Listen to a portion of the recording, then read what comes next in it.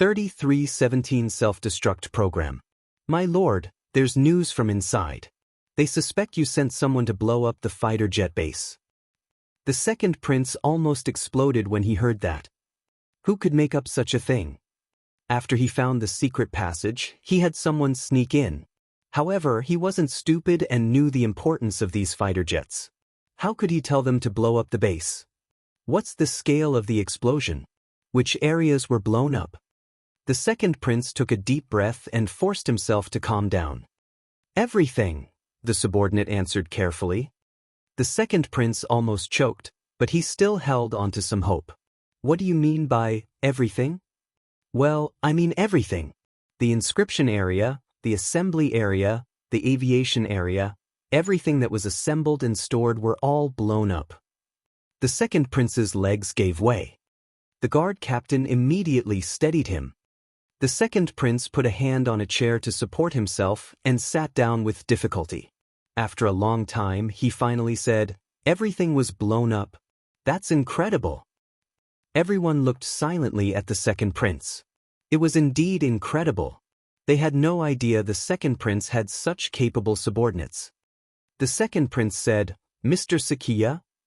The messenger carefully said, "Although Mr. Sakiya didn't say anything, it seems they found something from Zhu'e and Meng's corpses."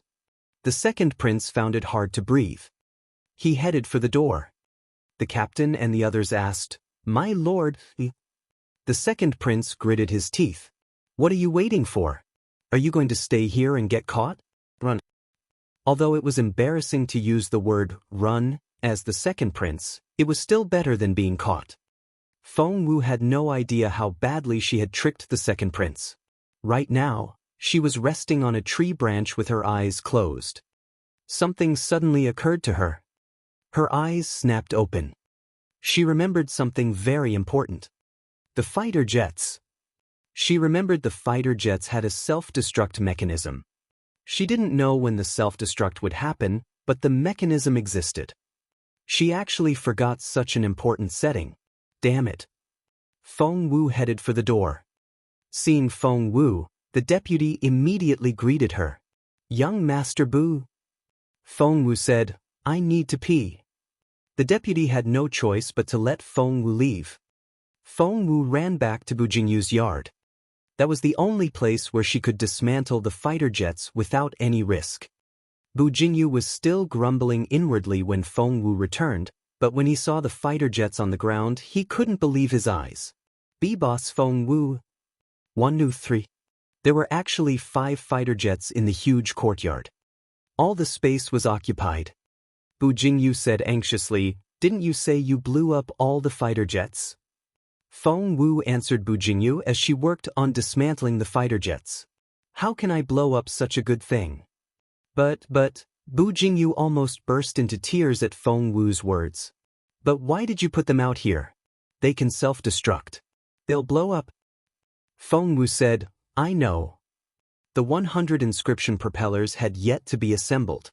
They weren't installed with a self-destruct program, so she could ignore them. However, there were 100 fighter jets in the bracelet that Meng had given to her. All of them had the self-destruct program. 3318 Mr. Sakiya is back. Bu Jingyu said, "Do you know what this place is? If someone comes in, we're done for." Feng Wu's hands were steady. As she quickly disassembled the fighter jets with the Phoenix pen, she answered Bu Jingyu, "I know." Bu Jingyu paced around Feng Wu anxiously. "You don't know the half of it. I'm going to die because of you. How long are you going to keep dismantling these 5? If they blew up, he would be dead." Feng Wu glanced at Bu Jingyu. 5. Sorry, but 95 more were waiting. Feng Wu was so fast that her fingers moved like dancing butterflies, leaving behind after images. Bu Jingyu complained at first, but soon he crouched down next to Feng Wu and watched her intently. The longer he looked, the bigger his eyes got. OMG! Was she even faster than his master? What was that pen in her hand? The huge fighter jet was dismantled. The self-destruct program was quickly deactivated. Feng Wu was incredible. Bu Jingyu exclaimed as he watched, Boss Feng Wu, you're amazing. You took care of a fighter jet in the blink of an eye. Feng Wu didn't have time to talk to him, and she only nodded. She needed to work as fast as she could. Feng Wu thought for a moment and asked Bu Jingyu, does the self-destruct program have a time limit? Or are the jets detonated manually? Bu Jingyu told Feng Wu, they're detonated manually. Feng Wu asked, then why haven't they destroyed the fighter jets yet? Bu Jingyu looked at Feng Wu in amazement. Feng Wu asked, why? Did I say something wrong? Bu Jingyu said, they can destroy the fighter jets, but they have to have an operating table. Didn't you blow up the inscription area? Feng Wu was delighted. So, you're saying since they don't have an operating table, they can't? Bu Jingyu said, no, they have a backup operating table. Anyway, I saw one in Master's courtyard. I hear footsteps. Bu Jingyu put his elbows on the wall and looked out. He saw a group of people heading to the left wing. Bu Jingyu's place was an extension of the left wing, so he could look over the wall and see what was going on next door. Oh my God! Bu Jingyu exclaimed. Mr. Sakiya immediately looked in his direction. Bu Jingyu was so frightened that his face turned pale. He went stiff and couldn't make a sound. His master was right there. The person his master was after was behind him. Those two people were less than 10 meters apart. Bu Jingyu was scared out of his wits. Mr. Sakiya didn't return alone. He had brought several people with him. There was Zhu Yi, Bu Jingyu's eldest senior brother, and other inscription masters whom Bu Jingyu had seen before. The inscription masters who hadn't been in the inscription area were naturally still alive. When Mr. Sakiya saw Bu Jingyu, he frowned. With so many things happening, he naturally had no time to teach his disciple. At that moment, he just wanted Bu Jingyu not to cause trouble. Therefore Mr. Sakiya's face darkened as he glared at Bu Jingyu. Go back and memorize inscriptions properly. You're not allowed to leave this room before memorizing level 6 inscriptions. Get lost. Bu Jingyu said, yes. Mr. Sakiya didn't stay any longer, and he led his men into the left wing. 3319 right next door. When Bu Jingyu saw Mr. Sakiya, Feng Wu heard the commotion too. At that moment, her blood turned cold, and her entire body froze.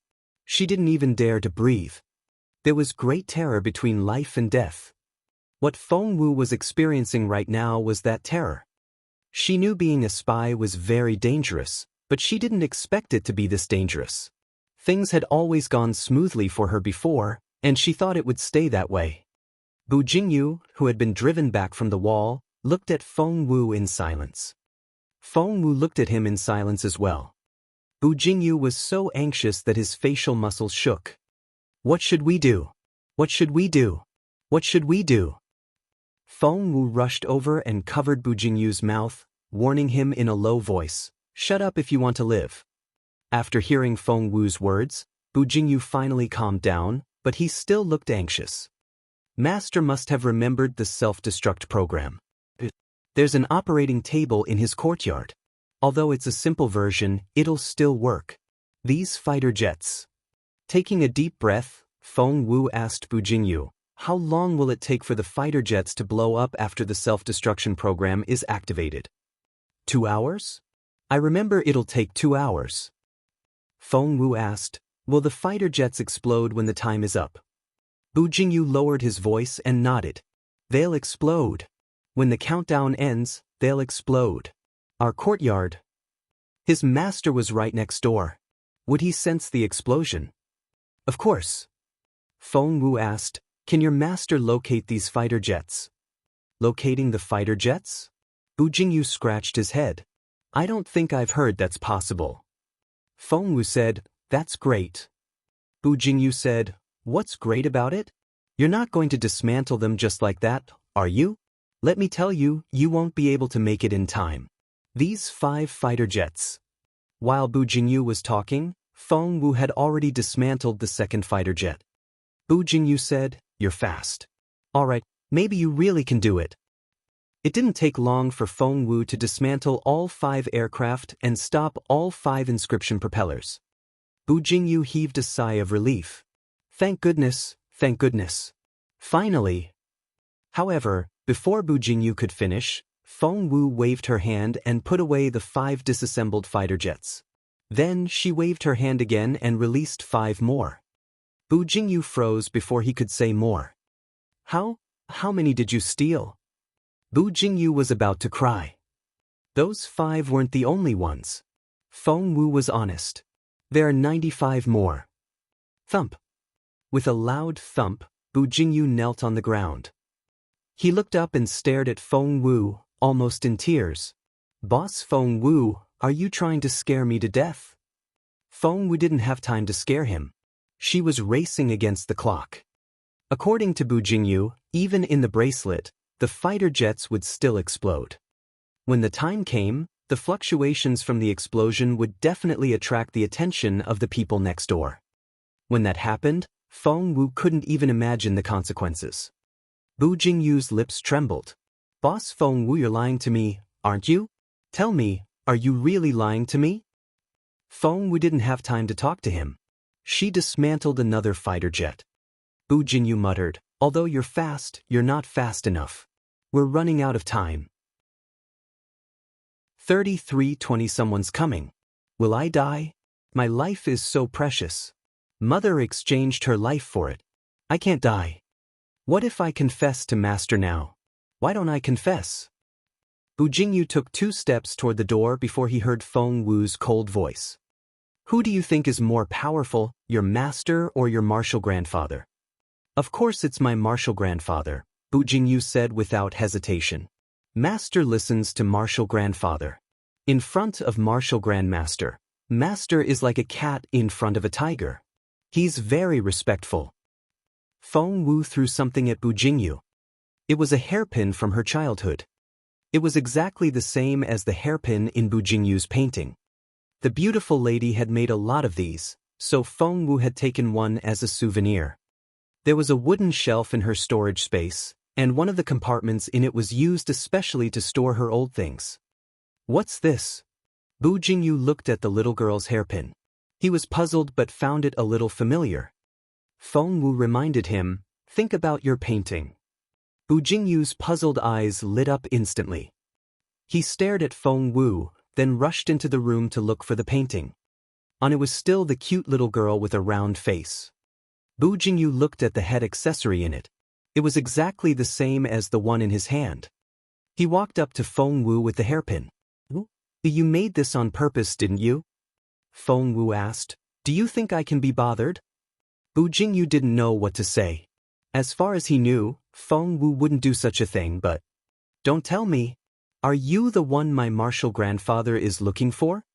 Bu Jingyu crouched down in front of Feng Wu and studied her face. Although her face had matured a little, she hadn't changed that much, especially her eyes, nose, and mouth. The more Bu Jingyu looked at her, the more he felt she looked similar. He was much more convinced now. Feng Wu said, everything will be fine if your master doesn't find out what I did. If he does, we'll mention your martial grandfather, and we'll be safe. Despite what she said, Feng Wu knew very well she had caused too much trouble this time. Even her 3rd senior brother's reputation might not work.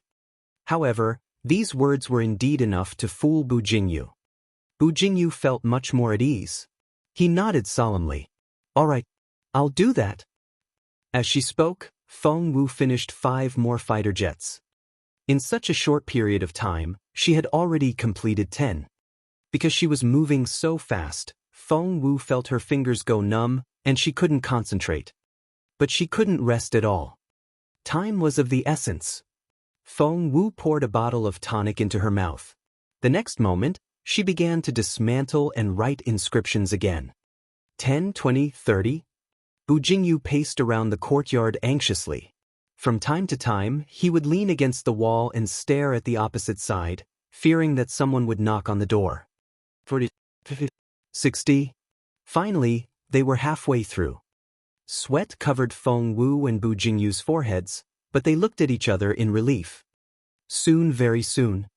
At that moment, Bu Jingyu saw a person coming out of the left courtyard and walking straight over to his side.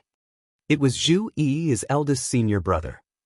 Bu Jingyu's face instantly turned pale. 3321 Crisis 1. Bu Jingyu's face instantly turned pale. He scampered back, grabbed Feng Wu's sleeve and said anxiously, "Senior brother Zhu is here. He's coming." Feng Wu's stomach lurched. Her fears had just come true. Feng Wu thought about hiding in the room, but a fighter jet couldn't fit inside. Hence, as Feng Wu quickly dismantled the fighter jet, she said to Bu Jingyu, "Go and hold him off for a while." After that, Feng Wu pushed Bu Jingyu toward the door. Before Bu Jingyu realized it, he was already in the doorway.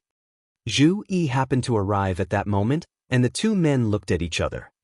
The senior brother was perplexed when he saw Bu Jingyu come out. That wasn't the most important thing. Zhu Yi frowned. "Why did you come out?" Bu Jingyu scratched his head. As Bu Jingyu and Zhu Yi chatted, Feng Wu was quickly dismantling the fighter jet. If Zhu Yi didn't leave, she would have to hide inside to do her work. However, the room wasn't big enough to fit a fighter jet. Therefore, she had to remove the outer shell first. As long as the shell was removed, Feng Wu could hide in the back room and write the inscription code to stop the self-destruct program. Feng Wu's fingers were moving so fast that if Bu Jingyu were here, he would be shocked. 70. 80. Zhu Yi looked at Bu Jingyu in bewilderment. "Why are you stuttering?" Bu Jingyu said, "I'm not. Senior brother Zhu, why are you here?" Only then did Zhu Yi remember why he was here. He raised his hand and was about to push the door open. However, Bu Jingyu stopped him. Zhu Yi looked at him in surprise. "Get out of my way." Bu Jingyu said, "Why are you here?" Zhu Yi said, "I remember you still have some tuckaho leaves here, right?" Bu Jingyu said, "Well, yes." Zhu Yi nodded. "Master and the others are all anxious. I came over to get some tuckaho leaves to make tea for them. It'll soothe their throats." Bu Jingyu still stood in the doorway. How could he let Ji in?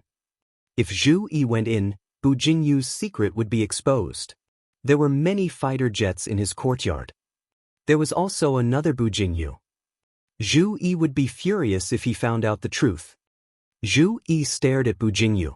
"Bu Jingyu, everyone is in a bad mood today. Master can lose his patience at any moment. You'd better be obedient." Bu Jingyu said, "I am." Zhu Yi ignored him and pushed him aside. He wanted to see what Bu Jingyu was up to. The courtyard was empty, and everything looked the same as before. Bu Jingyu's heart was in his mouth, and his entire body was stiff. His legs were so weak that he was about to kneel down, but when he saw the empty courtyard, he let out a long breath. Boss Feng Wu was so fast. How amazing! Feng Wu was awesome, but she wasn't fast enough to dismantle all 100 fighter jets. Feng Wu had been working on the last one when Zhu Yi pushed the door. What other choice did Feng Wu have? She couldn't stop Zhu Yi. In the end, she had no choice but to give up on the last fighter jet for the time being and hide in Bu Jingyu's room. 3322 Crisis 2. Inside, Feng Wu sat on the floor with the phoenix pen in her hand as she worked on modifying inscriptions. It was a major project. It involved layers of inscription codes and formations. If one wasn't careful, everything would all be destroyed. Hence, Feng Wu was careful as she rewrote the words with the phoenix pen. Zhu Yi paced around the living room. Scratching the back of his head, Bu Jingyu glanced at the room from time to time. Would Zhu Yi discover Feng Wu? He was panicking. Zhu Yi glanced at Bu Jingyu. "Why do you look preoccupied?" Bu Jingyu said, "No. I'm fine. I'm really fine." Zhu Yi was going to leave after taking the tuckaho leaves. Bu Jingyu almost relaxed. Just then, Zhu Yi paused and looked at Bu Jingyu. "I didn't want to say this, but you're too reckless." What? Bu Jingyu looked at his senior brother in confusion. What did he do? He had stayed in this courtyard the entire time. Before Bu Jingyu could say he was innocent, Zhu Yi glared at him. "You shouldn't have gone to the scene in the early hours of the morning. Do you know how dangerous it was?" "To the scene? OMG." Bu Jingyu immediately realized what Zhu Yi was talking about. It wasn't him. It was Feng Wu. Fortunately, he didn't say he had never left the courtyard. Otherwise, no matter how much trust Zhu Yi had in him before, he would be suspicious now. Yes, senior brother Zhu. You're right. Bu Jingyu nodded. Zhu Yi said, if you go to the scene, it's easy for you to get injured or be captured by the enemy as a hostage. You'll even upset Master. Do you understand why you shouldn't have gone there? Bu Jingyu wanted to cry because it hadn't been him. But he still had to answer respectfully, yes, senior brother Zhu. You're right. He was ready to see Zhu Yi off. Why was his senior brother still here? Bu Jingyu was so nervous. Zhu Yi stared at Bu Jingyu. Why are you nervous? Bu Jingyu said, I'm not nervous. Zhu Yi glanced at him indifferently and didn't say anything. Holding the box of tuckahoe leaves, he pushed open Bu Jingyu's door. Bu Jingyu turned pale. Oh God! Zhu Yi would see another Bu Jingyu inside. He wondered if it was too late to ask for forgiveness. However, Bu Jingyu took a deep breath, but he saw the room was empty. He was greatly relieved. Zhu Yi looked back at Bu Jingyu and found the latter rather strange. He walked up to the cupboard and opened it. Bu Jingyu almost screamed. Luckily, there was no one inside. Zhu Yi looked at Bu Jingyu, who asked in confusion, Senior brother Zhu, what are you doing? Did you think I was hiding someone here? Zhu Yi rolled his eyes at Bu Jingyu. You wouldn't dare. Bu Jingyu said, there are no pretty girls here in the manor. When we defeat the Junwo Empire, we can take their women. They have so many pretty girls. Zhu Yi knocked him on the head. Why do you want to do that? They're someone's daughters too. He finally left with the tuckahoe leaves. Bu Jingyu was relieved and started looking for Feng Wu. 3323 Crisis 3. Where was Boss Feng Wu hiding? She had hidden so well that even senior brother Zhu couldn't find her. Bu Jingyu kept making low whistling sounds, but he didn't find any traces. With a thump, Zhu Yi returned and stood at the entrance of the courtyard. Bu Jingyu looked at him in shock. Senior brother Zhu, why are you here again? Zhu Yi stared at Bu Jingyu. After looking around the courtyard, he still didn't find anything. He turned around and left quickly. Where was Feng Wu now? She had run to the woodshed. Bu Jingyu was such a terrible actor that he would give himself away the moment he got nervous. So, Feng Wu slipped out of the window while Zhu Yi was outside. In any case, she was already a level 9 inscription master. Even Mr. Sakiya's formation couldn't stop her. Feng Wu didn't waste any more time because every second was precious. She would never allow the self-destruct program to activate. After climbing over the wall of Bu Jingyu's yard, Feng Wu was very careful because she was next to the left courtyard, which was filled with inscription masters and formation masters. Just the slightest movement from her would alert them. Thankfully, Mr. Sakiya wasn't paying attention to her side. Otherwise, he would have noticed if Feng Wu touched his formation. Carefully, Feng Wu walked out of the yard, found a woodshed nearby, and jumped into it. She first dismantled the last fighter jet. That way, all that was left were the inscription propellers. Feng Wu still had 20 inscription propellers. The Phoenix pen was powerful and moved as fast as lightning. What Feng Wu didn't know was that all the inscription masters in the left courtyard were staring at a screen nervously. Mr. Sakiya sat in the middle with an inscription master each on his left and right. On the big screen was the image of 100 fighter jets. Behind each jet was a string of red numbers. If one looked closely, one would see that the red numbers were counting down. Beep! The number was getting closer and closer to 0. The countdown was about to finish for the first fighter jet. Standing beside Mr. Sakiya was an inscription master whose surname was Bien.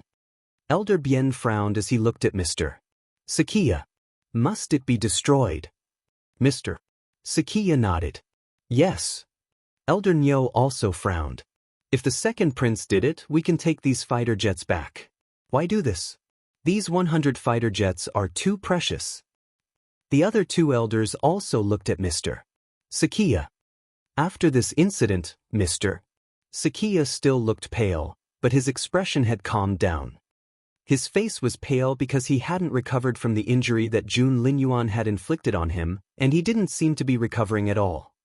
Even Emo Lan didn't know what to do. Mr. Sakia kept coughing up blood at night, but no one knew about that. What if it wasn't the second prince? Mr. Sakia's expression was cold. If it wasn't the second prince, could it be the third prince? Everyone asked in unison. Mr. Sakia rubbed the area between his eyebrows. He only said, "What if it was someone from the Junwo Empire?" "That's impossible." Elder Bien rejected the idea. "It can't have been someone from the Junwo Empire. I can swear it on my head." The other elders also expressed that it was impossible. Mr. Sakia said calmly, "Why not? Since Jun Linyuan exists in this world, nothing is impossible." 3325 Why eavesdropping?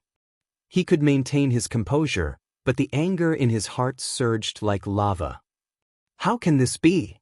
Elder Bien was stunned. He kept muttering to himself, "How can this be? How can it be suspended?" Mr. Sakia stared at Elder Bien. "If I remember correctly, the self-destruct code was written by the four of you, right?" "That's right." Elder Bien and the other three nodded and admitted, "We studied it for decades before we finally developed it." Mr. Sakia said, "But now?" "That's impossible." Elder Bien shook his head. "I don't believe anyone can break our inscription code." The other three elders also agreed. Mr. Sakia didn't say a word as he frowned. Could it be that the Junwo Empire has produced a powerful inscription master? Impossible. Elder Bien was the first to frown. The technology of the Junwo Empire is much poorer than ours. It's impossible for anyone to stop our self-destruct program. There's more than one. Look, number 002, number 003, number 004. All of these have been suspended. Elder Nyo exclaimed. Everyone gasped. They didn't want to admit it, but they had to admit that the other party's attainments in inscriptions were extraordinary. Mr.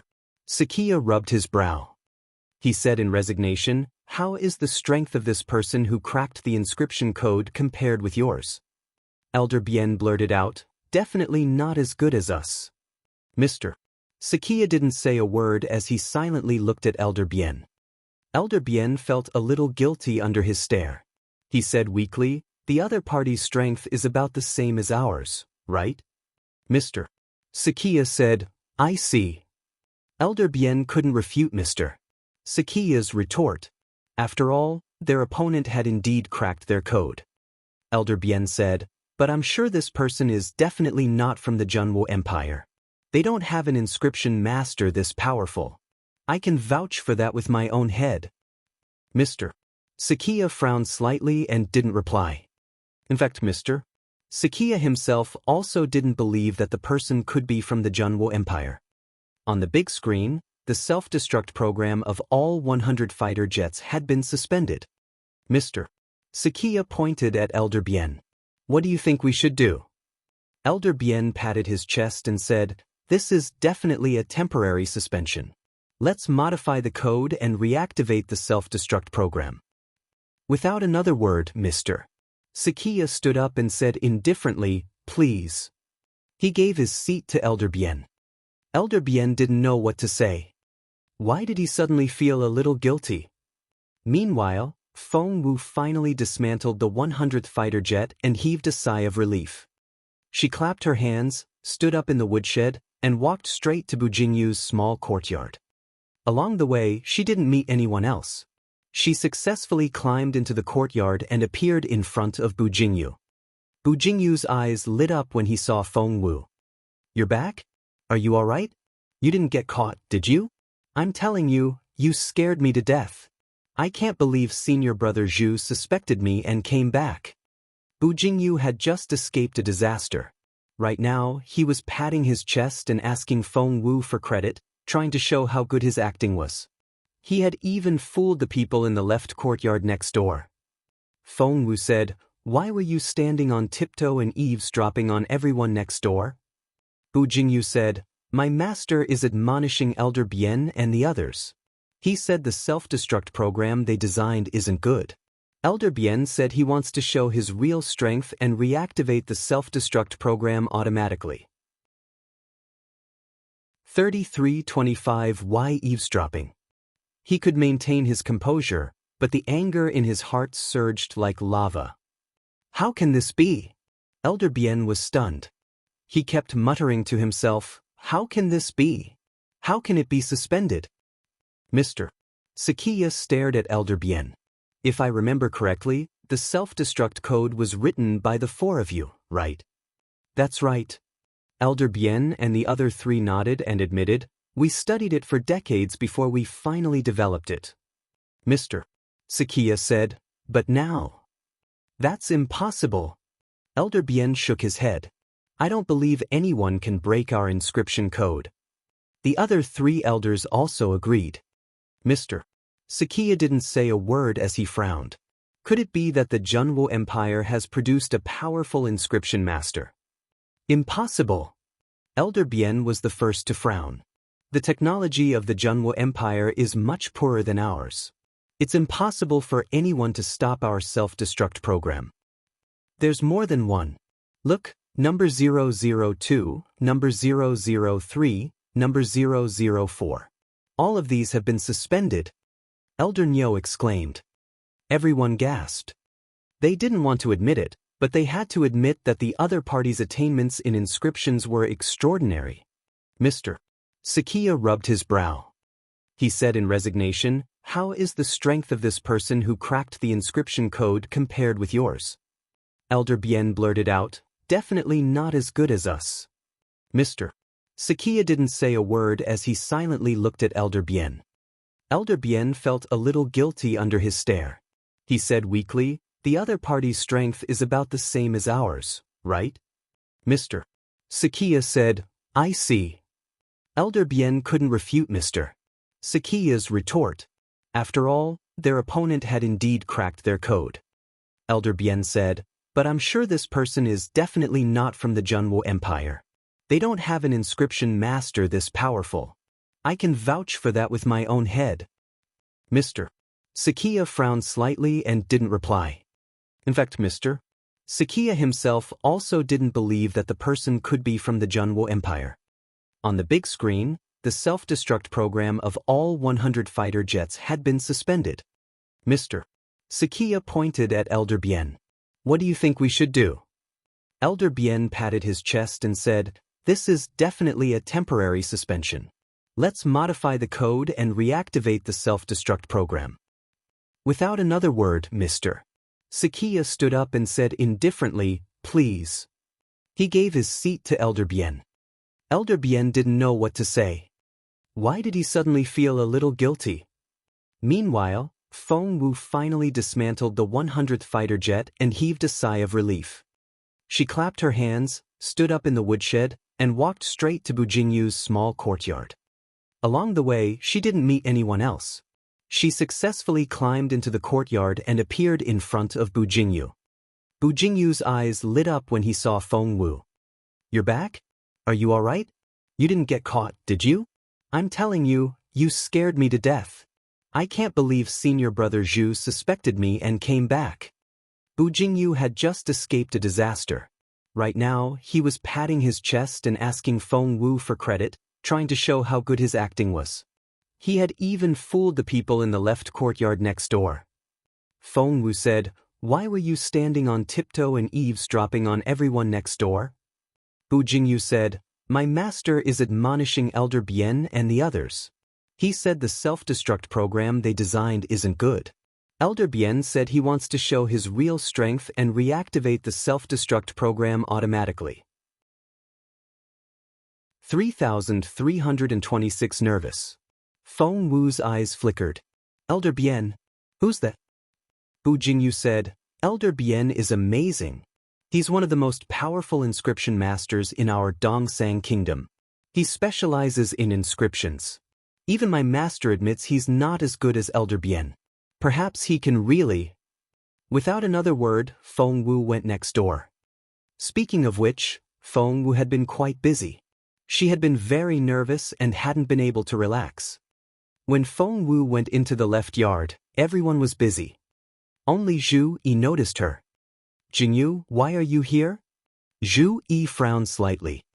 Feng Wu looked inside and saw Mr. Sakia and 4 old men arguing. Feng Wu said, "I was worried about Master, so I came to take a look." Seeing that their master didn't chase Feng Wu away, Zhu Yi let her stay and help with serving tea to the elders. The elders kept discussing and correcting. Finally, they confirmed the final code. However, they had never expected that the most important person, Feng Wu, would be right in front of them. Even Mr. Sakia didn't notice her. Feng Wu looked like she was about to fall asleep, worried that Mr. Sakia would be displeased by Bu Jingyu's laziness. Zhu Yi nudged Feng Wu. "If you're tired, go back." Feng Wu looked troubled. "But senior brother Zhu, I want to share Master's burden." Zhu Yi hurriedly pushed her out.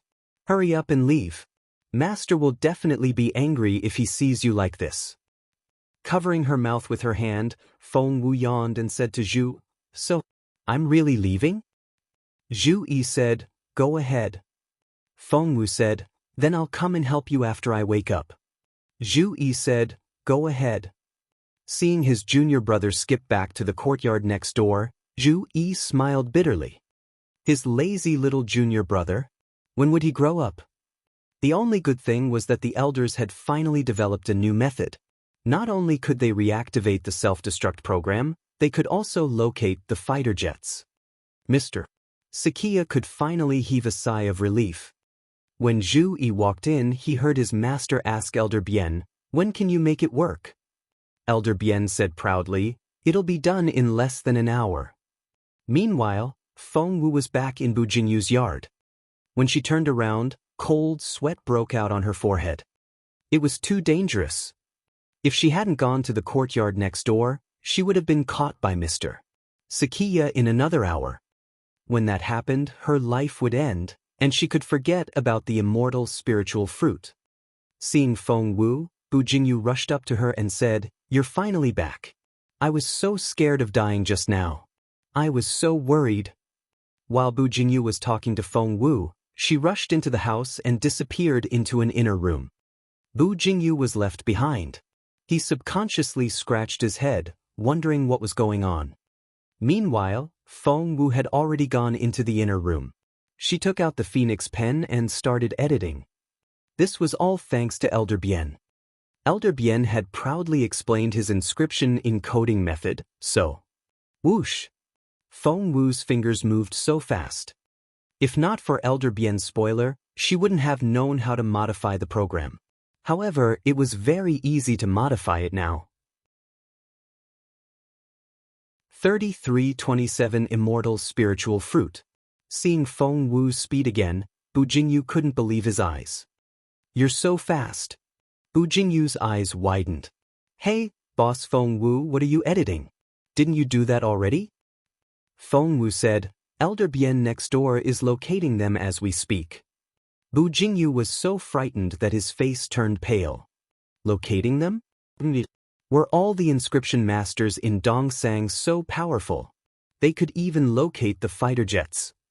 Then can they trace the fighter jets back to us? Can they? Can they really do that?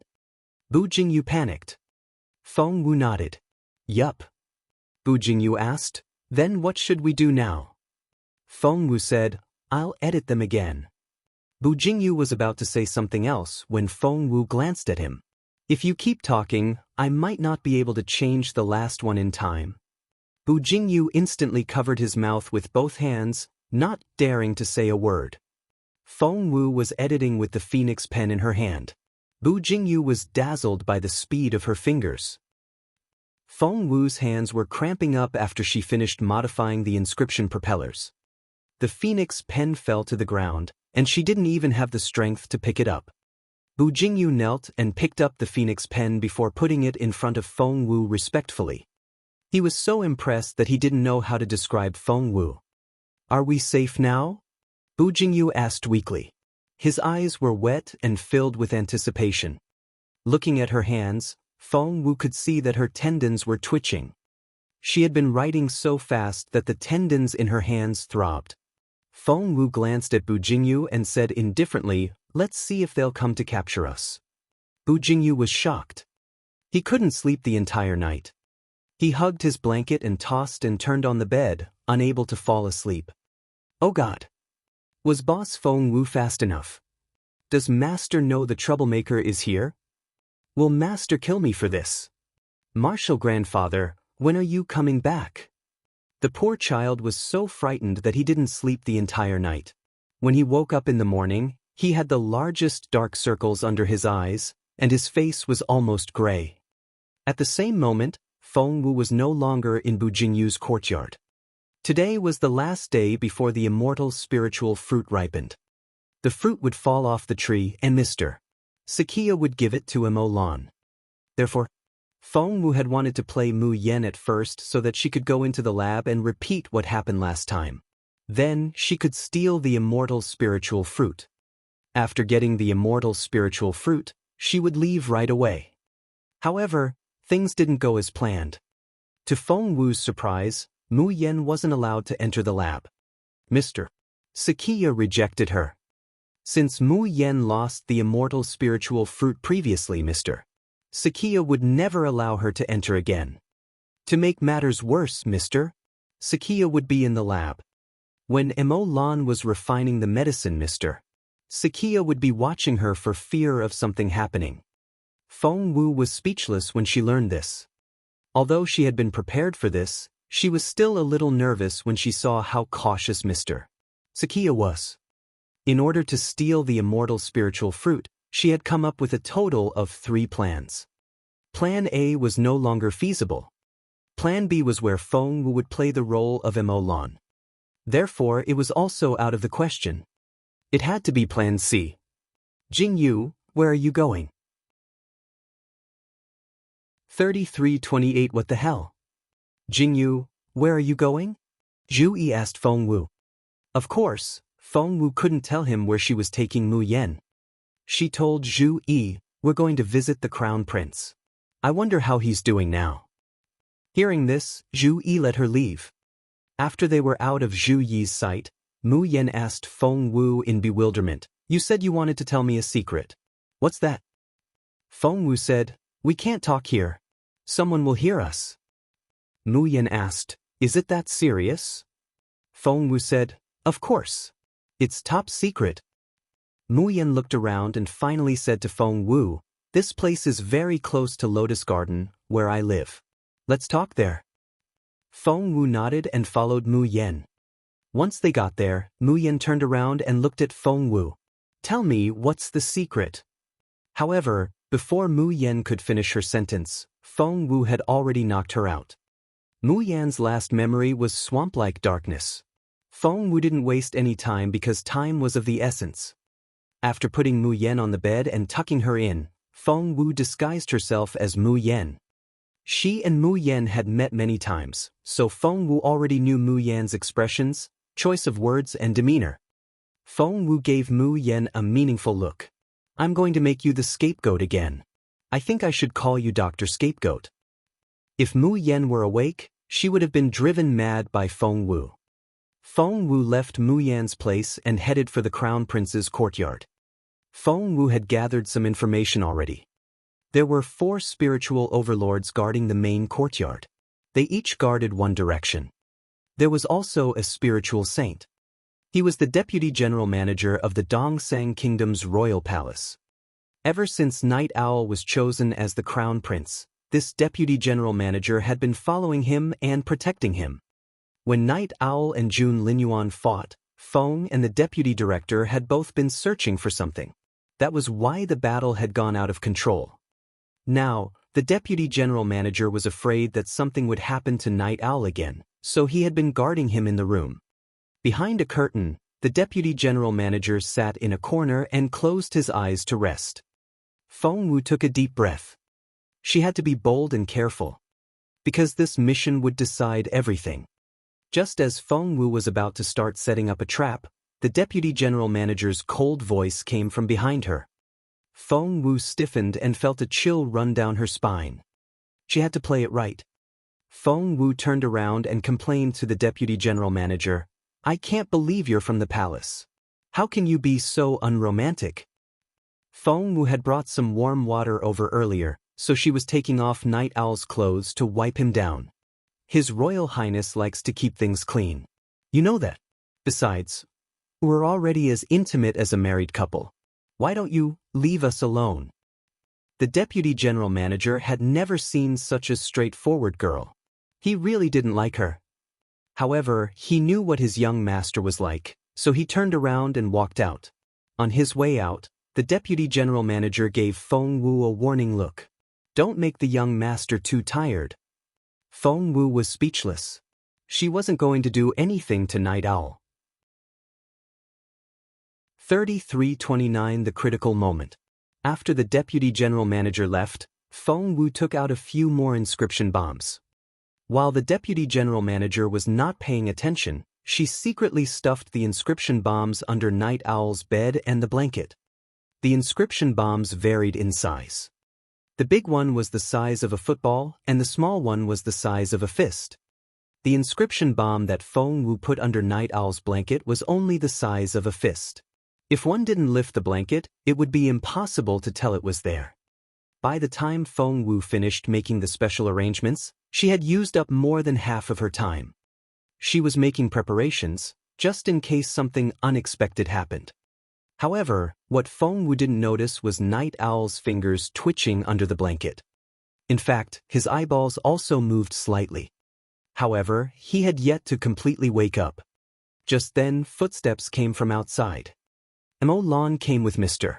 Sakiya, who was recuperating in a wheelchair. Feng Wu glanced at Mr. Sakiya. Mr. Sakiya was invincible in the Dongsang Kingdom and was ranked as one of the 3 dukes. Although his face was pale, he was cold and solemn, and his eyes were as deep as water. No one could tell what he was thinking. When he stared at someone, it was as if the secret hidden deep in one's heart would be revealed. Luckily, Feng Wu had a tough mind. When Mr. Sakiya's lightning-like gaze fell on her, she handled the situation perfectly, reacting the way Mu Yen would. Therefore, even someone as observant as Mr. Sakiya didn't notice anything wrong with Feng Wu. Lan removed her hand from the back of Mr.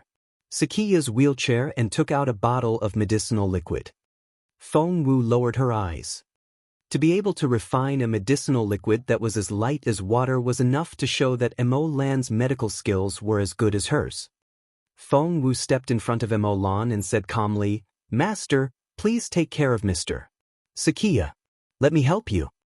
Lan was about to give the liquid to Feng Wu. However, before she could reach out, Mr. Sakiya frowned slightly and said firmly, "Lan, you do it." After Mu Yen failed the previous time, Mr. Sakiya no longer trusted her. Seeing that her disciple was dejected, Lan patted her shoulder and encouraged her, "You have to work hard to eliminate others' doubts about you, understand? Right?" Feng Wu lowered her head and looked aggrieved. Her original plan was to get the liquid from Lan and replace it.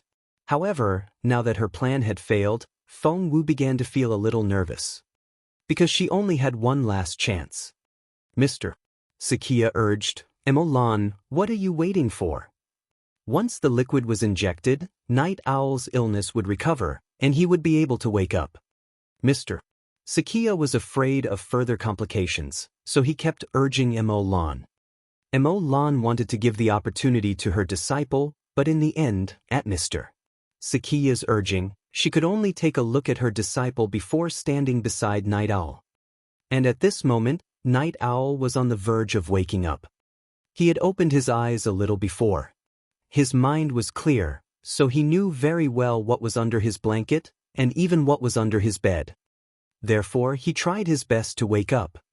However, the more anxious he was, the more chaotic the spiritual essence in his body became. In the end, Night Owl's entire body stiffened. 33:30 Blow up Night Owl.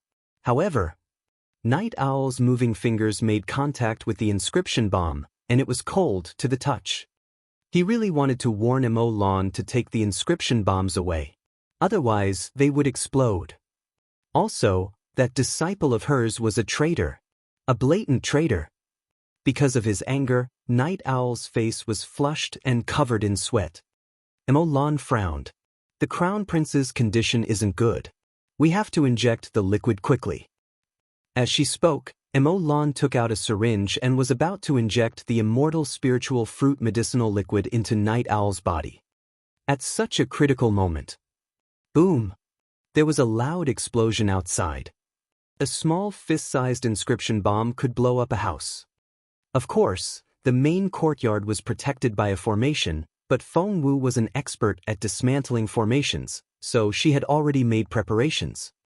The inscription bombs she had set up exploded at the most critical moment.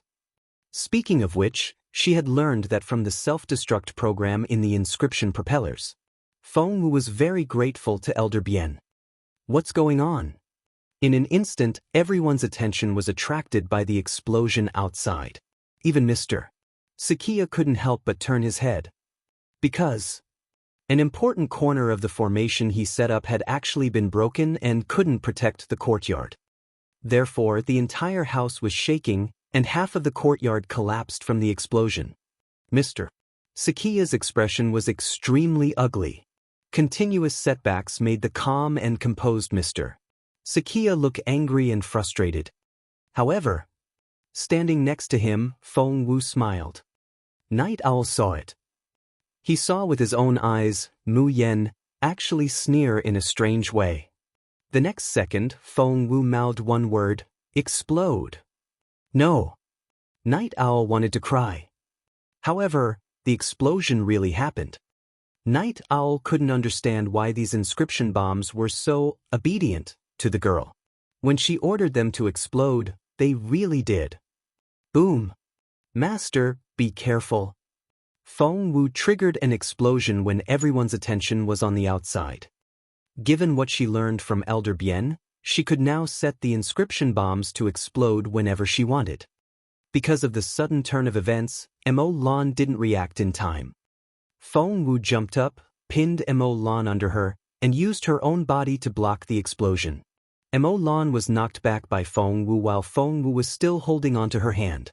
Hence, she let go of the tube in her hand, and it was about to fall to the ground. Feng Wu caught it. Master, are you all right? Feng Wu looked at Lan anxiously. Lan choked on the smoke and quickly waved her hand. I'm fine. I'll take a look at the Crown Prince first. The explosion happened with Night Owl at the center. Lan couldn't imagine what kind of condition Night Owl would be in now. Mr. Sakia's face was already as dark as soy sauce. How could he still sit in the wheelchair? He had already rushed forward. Your Royal Highness. Mr.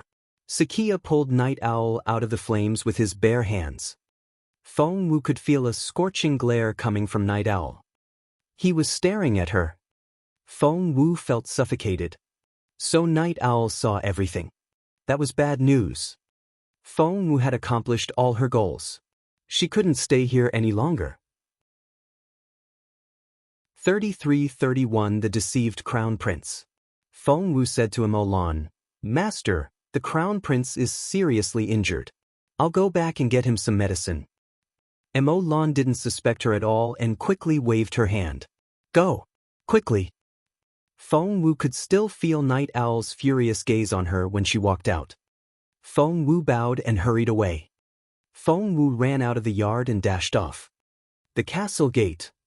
She had to rush out of the castle gate before Mr. Sakia could react. Otherwise, if she was locked up inside, she wouldn't be able to do anything. Miss Mu Yen, where are you going? A voice rang out behind Feng Wu. Feng Wu saw 5 people in a row. It was the 5 brothers. Special blood. Seeing the 5 brothers, Feng Wu was reminded of the special blood. These 5 brothers had competed against her in an eating competition, but they were defeated. Of course, she was now acting as Mu Yen, so they couldn't recognize her. Feng Wu was conflicted. The special blood. If she had time, she would definitely make a trip to Mo Lan's medicine refinery to steal some special blood for research, but time was too tight. No one knew when Mr. Sakia would see through her trick. No one knew if Night Owl would suddenly speak. Hence, Feng Wu decided not to be greedy. "Babu, I'll take your mount," Feng Wu said to one of the 5 brothers. Babu was riding a shire horse. Its shoulder height was 195 centimeters, and it weighed over a ton, so it could support Babu. The 5 brothers were all riding such horses. For Feng Wu, that horse was like an elephant. If she had a choice, Feng Wu wouldn't choose such a mount because the shire horse was a cold-blooded horse. Cold-blooded horses were huge, quiet, and steady by nature. They were usually used to working just like cows. However, she had no choice now. Before Babu could react, Feng Wu took his horse. Clip-clop, clip-clop. Feng Wu rode toward the castle gate. Babu and the rest looked at each other in confusion. What was wrong with Mu Yan? She was acting like someone was chasing after her. Moreover, she had actually taken a fancy to a shire horse as a mount? How strange. Feng Wu didn't care if others thought she was strange or not. She would run as far as she could, preferably all the way back to Nest Fortress. Soon Feng Wu arrived at the gate. Meanwhile, in the main courtyard of the great general's residence, Night Owl. This crown prince was really pitiful. He had blown up Jun Linyuan before, and Feng Wu had taken revenge on him. His entire body was charred black. His hair was the most severely affected and was almost completely burnt. Even though Mr. Sakia had saved him in time, smoke was still rising from his body. However, Night Owl had the physique of a spiritual saint, so the inscription bomb could only injure his skin and not his internal organs. However, how could Night Owl take this lying down? Moo. Moo. Night Owl couldn't move yet, but he had to say the culprit's name even if it cost him his life. Mo Lan sat in front of Night Owl's bed and looked at him in concern. "Calm down. Mu Yan has already gone to get the pills and will be back soon. Don't worry. Your injuries are all minor." She thought Night Owl was calling Mu Yan's name. However, Night Owl was still moving his lips. "Moo. Moo." 33-32 take the blame. However, Night Owl was still moving his lips. "Moo. Moo." Mo Lan said, "Are you still trying to move in this state? Don't think about it anymore. The treatment is more important." After that, she looked around and wondered why Mu Yan wasn't back yet.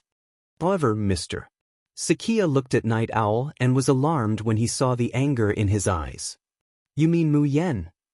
Night Owl blinked, then blinked hard. Mr. Sakia's heart skipped a beat. He had a very bad feeling. He asked Mo Lan, "Where's the immortal spiritual fruit liquid?"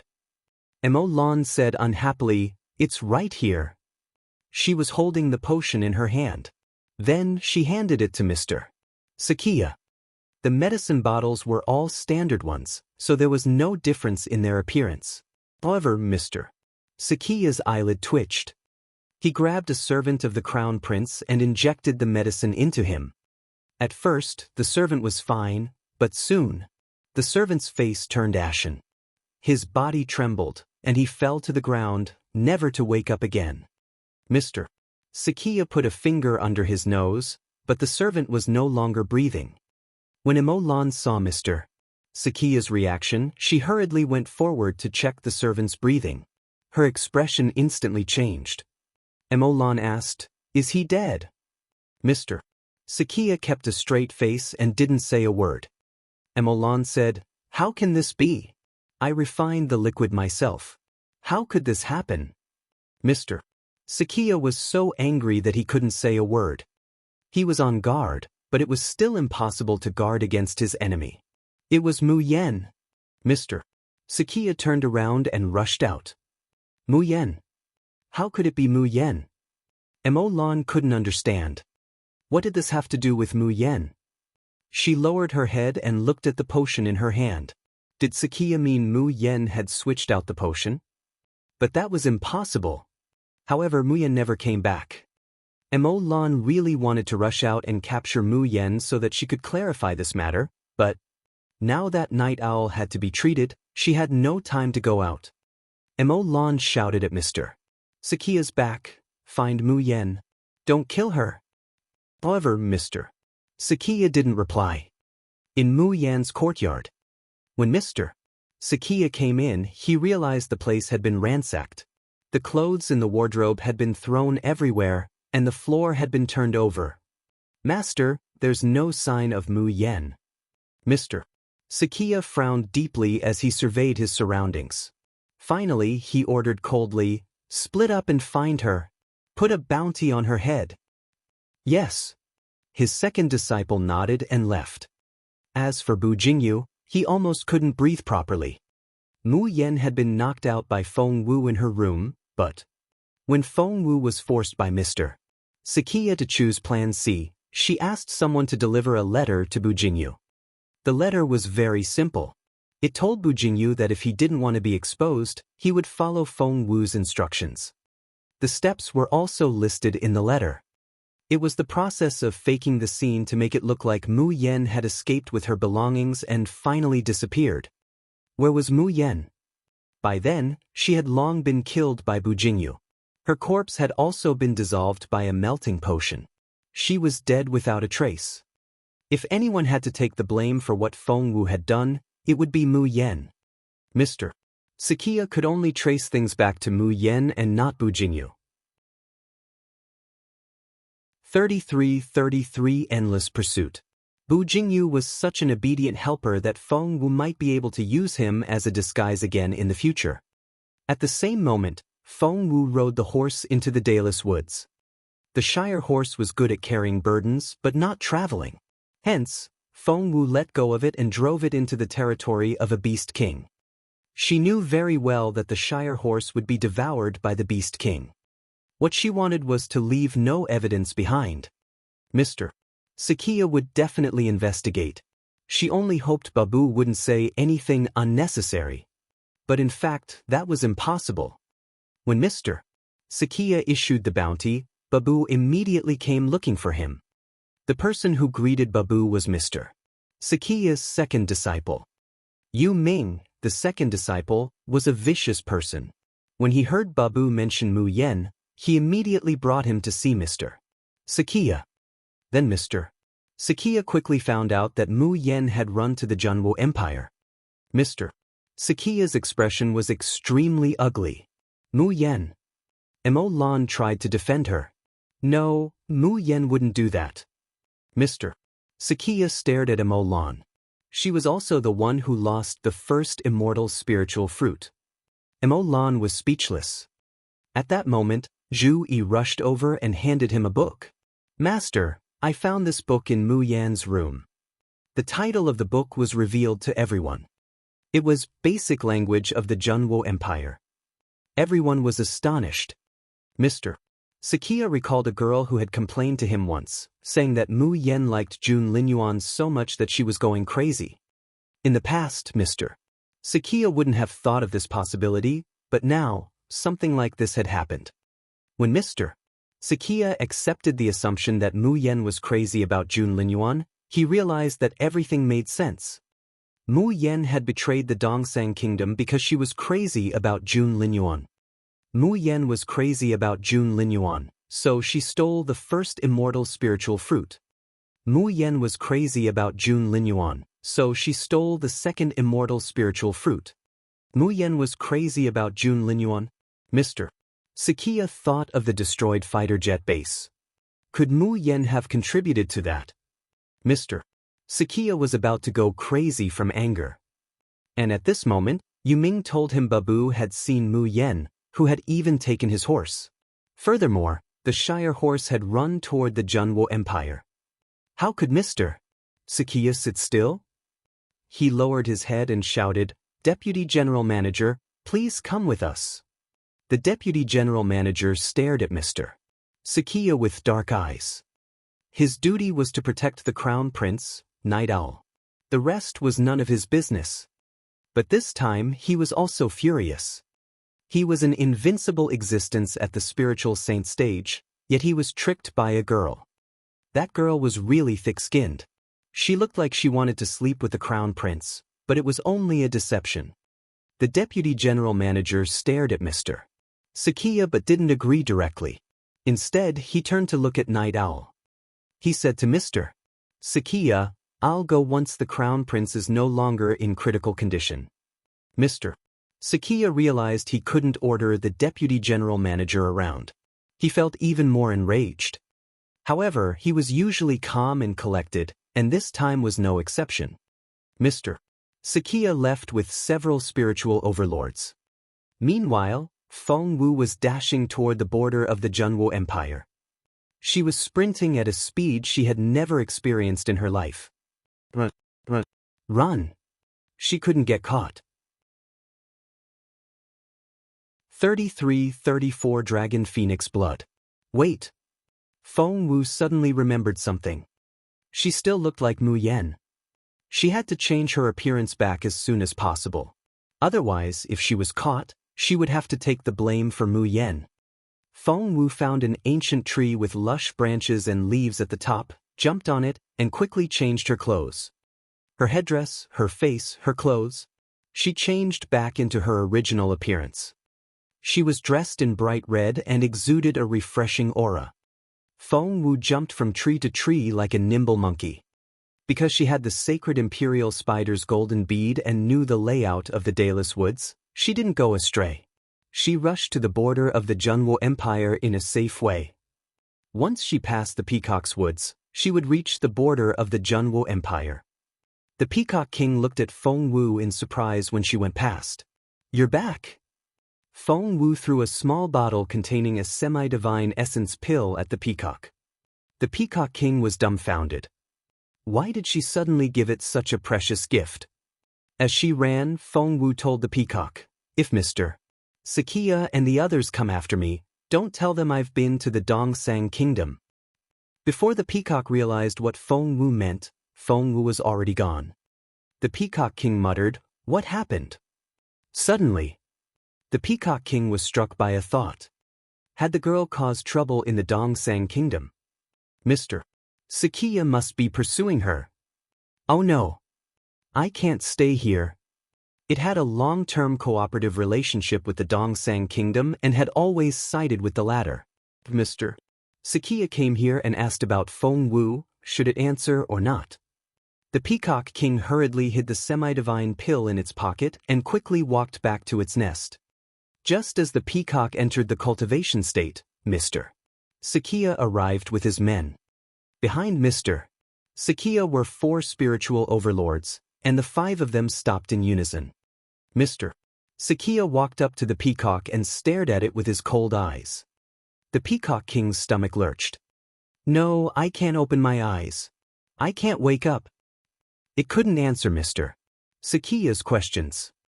Although it was a beast king, it understood human principles. It had to keep its promise. Mr. Sakia's deep, cold eyes were like needles as he stared at the Peacock King. His stare seemed to become colder and colder. The Peacock King refused to exit its cultivation state no matter what. Never! The corners of Mr. Sakia's mouth curled up into a sneer. He knew the Peacock King well. The way the peacock reacted meant that there was a problem. Mr. Sakia raised his hand. "Let's go." Meanwhile, inside Nest Fortress. In Jun Linyuan's yard. In the basement. A pair of tightly shut eyes slowly opened. In an instant, it was like an explosion of a myriad of stars. His face was cold and expressionless. The atmosphere was solemn and silent. His breath carried the aura of a dragon and a phoenix. Jun Linyuan, the peerless young man who was feared by everyone, finally pushed open the door and walked out of the dark basement. Feng had been standing outside with his hands on either side. Even if the outside world was destroyed, he wouldn't take a step away from the door. The door opened, and the young man appeared in front of him. "Young master." In a moment of desperation, the steward addressed Jun Linyuan that way. He had always referred to him as Your Royal Highness. Jun Linyuan frowned. "Young master." Before Jun Linyuan could ask anything, Feng realized he had made a mistake and changed the subject. Your Royal Highness, Miss Wu's life is in danger. 33-35 Great opportunity. Meanwhile, Feng Wu had no idea that Jun Linyuan had woken up. She was running as fast as she could. She wanted to cover as much ground as possible. Soon, Feng Wu arrived at the sacred Imperial Spider's territory. Ever since Feng Wu left, the sacred Imperial Spider hadn't had a good night's sleep. As soon as it closed its eyes, it would imagine how Mr. Sakia would smash Feng Wu into a pulp. When it opened its eyes again, it would worry about how Jun Linyuan would crush it into a pancake. As the sacred Imperial Spider tossed and turned, it was startled by Feng Wu. "You're back." The sacred Imperial Spider looked at Feng Wu in delight. Feng Wu nodded and returned the golden bead to the sacred Imperial Spider. "This saved my life. It's a little worn out." The sacred Imperial Spider took a look. Worn out was an understatement. The bead had almost become flat. The sacred Imperial Spider swallowed the golden bead and told Feng Wu, "So be it.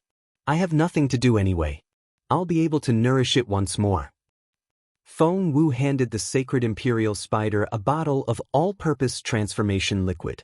"This is your compensation." "All-purpose transformation liquid?" The sacred Imperial Spider was excited. "How did you get this treasure?" Feng Wu asked, "Is it useful to you?" The sacred Imperial Spider said, "Of course it's useful. It's too useful. I've always been stuck at this bottleneck. If I have the help of the all-purpose transformation liquid, not only can I break through, my physique might also change. You're really my lucky star." That was good news. Feng Wu heaved a sigh of relief. "I can't run anymore. Mr. Sakia comes later, give me a hand." The sacred Imperial Spider nodded. However, it was very curious. "What did you do over there to make Mr. Sakia chase after you?" Feng Wu said, "I'll tell you once everything blows over." The sacred Imperial Spider knew now wasn't the time to talk about this, so it nodded. Feng Wu took a few mouthfuls of recovery medicine before she felt better. The sacred Imperial Spider had its underlings, who had already gone to inform Ness people. Soon they would send someone to protect Feng Wu. Moreover, there was a good chance that Mr. Sakia wouldn't recognize Feng Wu as Mu Yen. Feng Wu was right. Soon Mr. Sakia arrived with his men. When he reached the sacred Imperial Spider's woods, he suddenly frowned and stopped. Mr. Sakia had his suspicions along the way. He knew Mu Yan's abilities. Mr. Sakia was personally leading the chase. 4 spiritual overlords came with him, and one of them was his eldest disciple, Yu. With such a team, it was impossible for them not to catch up to Mu Yan. However, they never saw her along the way. Therefore Mr. Sakia was a little suspicious. Either Mu Yan had been hiding her strength, or that person wasn't Mu Yan at all. Someone was pretending to be her. Mr. Sakia had a keen intuition. He stared at the sacred Imperial Spider. For some reason, he felt that person had entered the sacred Imperial Spider's woods. Hence, Mr. Sakia led the team inside. When he entered, the sacred Imperial Spider was sitting on the roof, cultivating. It had already had the 3 lucky draws provided by the all-purpose transformation liquid. Perhaps it was because good people were always rewarded for their good deeds, but the sacred Imperial Spider had gained a lot this time. The first 2 draws were all cultivation experience points, which meant that its cultivation could increase greatly. 33-36 Admit your crime. The third draw was an energy that could change one's physique. This was a treasure that the sacred Imperial Spider had always dreamed of. At this moment, one could imagine how excited the sacred Imperial Spider was. Just as the sacred Imperial Spider was feeling excited, Mr. Sakia arrived. The first thing Mr. Sakia saw was the sacred Imperial Spider. He frowned imperceptibly. This sacred Imperial Spider gave him a feeling similar to the Peacock King. Both of them had the same guilty conscience. "Master!" Yu Ming pointed at the person busy working in the field with her pants rolled up. Mr. Sakia turned his head and saw a familiar figure. Even Zhu Yi recognized her at a glance. Wasn't she the rising star from the Junwo Empire? Feng Wu was digging for military badges with her pants rolled up. When she saw Mr. Sakia, she waved at him and greeted him in a clear voice. Mr. Sakia, hello. Long time no see. How have you been? How else could Mr. Sakia have been? He was about to die from anger. Mr. Sakia kept staring at Feng Wu with brooding looks in his eyes. Feng Wu's back went a little stiff. She was a little flustered. Did Bu Jingyu follow her instructions? Did Mr. Sakia find out that Mu Yen wasn't the real one? Had her whereabouts been exposed? Feng Wu didn't know the answers, so she pretended that Mr. Sakia hadn't figured out what she was doing. In any case, she wouldn't admit it, and she wouldn't be caught red-handed. Yu Ming darted a look at Feng Wu and then at his master. All of a sudden, a plan formed in his mind.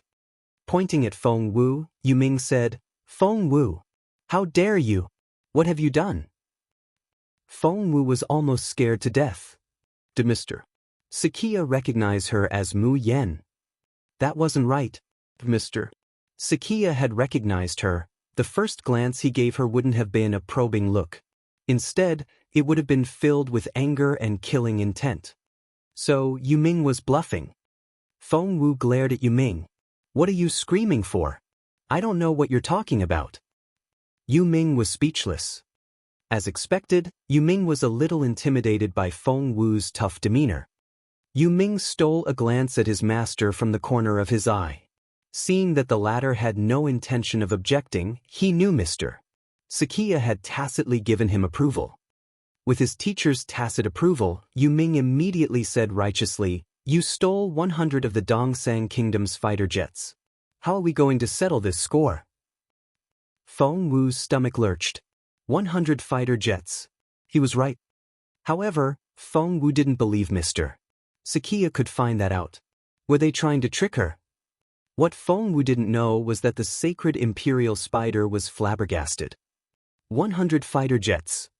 Oh my God. When this girl made a move, she could shock everyone. However, Feng Wu looked confused. 100 fighter jets? What about them? Yu Ming said, Stop pretending. You stole them. Feng Wu chuckled as she studied Yu Ming. The Dongsang Kingdom lost 100 fighter jets, and they were stolen? Really? That's hilarious. Seeing the gloating look on Feng Wu's face, Yu Ming was frustrated. He didn't know what to say when Feng Wu acted so unreasonably. Zhu Yi stared at him with a displeased look.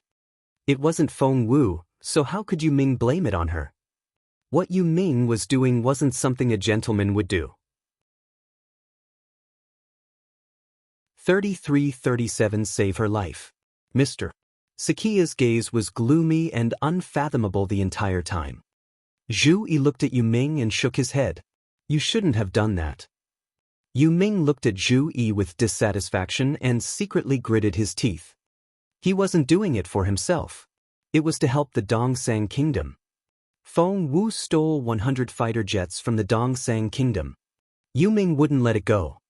He stared at his master. It was such a good opportunity to take Feng Wu away. Why should they let it go? He had asked around and found out that Feng Wu was Jun Linyuan's girlfriend. If they took her away, they would be able to blackmail Jun Linyuan. The two forces were at war. If the Dongsang Kingdom could blackmail Jun Linyuan, they would be invincible. How smart was Mr. Sakia? How could he not think of something that Yu Ming could think of? However, Mr. Sakia thought deeper. On the surface, all the evidence pointed to Mu Yen, but was it really Mu Yen? Couldn't it be Feng Wu? Mr. Sakia waved his hand. Bring her back. Yu Ming and another spiritual overlord hurried over and were about to detain Feng Wu. Feng Wu frowned. Mr. Sakia, I've always respected you as a wise elder. It's not like you confuse right and wrong. However, Feng Wu's words didn't stop Mr. Sakia. Because Yu Ming's words reminded him. Jun Linyuan. The stunning Jun Linyuan. He had woken up and recovered his cultivation ability. From Jun Linyuan, Sakia's thoughts went to his own crown prince. No matter how magnanimous Mr. Sakia was, he would still favor his own side. Night Owl was lying in bed, and no one knew if he was dead or alive. Why could Jun Linyuan and Feng Wu enjoy each other's company after the former recovered his strength? Besides, no matter how innocent Feng Wu looked, Sakia still found her suspicious. "Take her away," ordered Mr. Sakia. The spider became flustered. It was at the critical moment of its breakthrough. However, it couldn't accept that Mr. Sakia wanted to take Feng Wu away, because it knew very well Feng Wu really had gone to the Dongsang kingdom to cause trouble. If they really took Feng Wu away, it would be hard for her to keep a secret under torture. Once the truth was out, Feng Wu would die, and the spider knew Jun Linyuan would slap it to death. At that thought, the sacred imperial spider appeared between Mr. Sakia and Feng Wu. "Wait." The spider stared at Mr. Sakia. "This is my territory. Shouldn't you ask for my permission first?" Mr. Sakia stared at the sacred imperial spider and waved his hand. "This is none of your business." The sacred imperial spider didn't move. Mr. Sakia's expression was unprecedentedly serious as he warned the spider, "Do you really think I won't dare touch you?" When Mr. Sakia was gentle, he had the image of a civilized scholar, but when he was angry, he could create a stir that reminded one of a storm, making people tremble involuntarily. The sacred imperial spider stared at Mr. Sakia in disbelief. "Are you a junior spiritual saint now?" The sacred imperial spider remembered clearly that Mr. Sakia hadn't been that powerful before. He had been severely injured by Jun Linyuan and was on the verge of death. He wasn't supposed to be so powerful. Mr. Sakia was also staring at the sacred imperial spider. "You have also reached the threshold of the spiritual saint stage." The sacred imperial spider snorted. "You finally noticed." Although the sacred imperial spider hadn't completely advanced to the spiritual saint stage, it had already touched the threshold. Given time, it would advance to the spiritual saint stage in less than a day. 3338 Crisis. Mr. Sakia said indifferently, "If you don't want all your years of cultivation to go to waste, stand aside." "Are you threatening me?" the sacred imperial spider asked angrily. Mr. Sakia said, "You're a smart creature." What he meant was that a smart creature should protect itself and not get involved blindly. The sacred imperial spider also wanted to protect itself. It wasn't easy to advance to the spiritual saint stage, and it was only halfway through its breakthrough. It would be such a pity if it died here. The spider was conflicted. At this moment, a figure appeared in the sacred imperial spider's woods. "Mr. Sakia?" Feng Wu turned around, and her heart sank. "Elder Dongfang." The sacred imperial spider turned around and was surprised to see Elder Dongfang. Why was she here? Where was Elder Helian, who was close to Feng Wu? The spider remembered that Elder Dongfang wanted Feng Wu dead. The sacred imperial spider immediately felt even more pressure. Behind Elder Dongfang were 4 spiritual overlords. At that moment, she was staring at Mr. Sakia. Mr. Sakia and Elder Dongfang were old acquaintances. He didn't say anything else as he silently stared at Elder Dongfang. Elder Dongfang frowned. What happened? Before Feng Wu could say anything, the sacred imperial spider spoke up for her. "Mr. Sakia wants to take her away as a hostage and threaten Jun Linyuan and Nest Fortress." Yu Ming immediately said, "Feng Wu stole 100 fighter jets from the Dongsang kingdom." "What?" Elder Dongfang turned to Feng Wu. Was she that capable? Feng Wu knew that Yu Ming didn't know she had really stolen 100 fighter jets. She knew he was framing her, but it just so happened that she had stolen them. Of course, Feng Wu would never admit it. She stared at Yu Ming and sneered. "Fighter jets? 100 of them? Can't you see what level I am at? I'm a level 6 spiritual king. Are all the people from the Dongsang kingdom idiots? There are so many spiritual overlords and even spiritual saints in Sun Castle. How could I, A level 6 spiritual king, steal your fighter jets, let alone 100 of them. If you want to frame me, at least use your brain. Yu Ming flushed at Feng Wu's scolding, but he couldn't refute her. Because what Feng Wu said made perfect sense. Elder Dongfang thought for a moment and realized Feng Wu was right. She was only a level 6 spiritual king, so how could she steal 100 fighter jets from Sun Castle, which was full of powerful cultivators? Feng Wu would be lying through her teeth if she said she did it. What was more? Elder Dongfang glared at Feng Wu. Haven't you been in the magical equipment division for the past few days? Feng Wu said, that's right. I've been in the magical equipment division all this time. I just came out for a breather today, and the spider brought me here to work for it. However, he accused me of stealing 100 fighter jets. If I had the ability to steal them, I wouldn't be here picking up military badges. The sacred imperial spider almost wanted to applaud Feng Wu. She was so damn right. If she had such ability, why would she be here? Elder Dongfang said to Mr. Sakiya, Mr. Sakiya, have we clarified this matter? Mr. Sakiya shot a suspicious glance at Elder Dongfang. He knew about the war between the military academy and Imperial College. He also knew that Elder Dongfang and Feng Wu were at loggerheads, but Elder Dongfang was defending Feng Wu now. 33-39 Elder Dongfang. Yu Ming said directly, Elder Dongfang, it's best if you don't interfere in this matter. It will do you good. Feng Wu was alarmed. Was hostile to her, to begin with. If she helped the Dongsang kingdom now. However, to Feng Wu's surprise, Elder Dongfang smirked.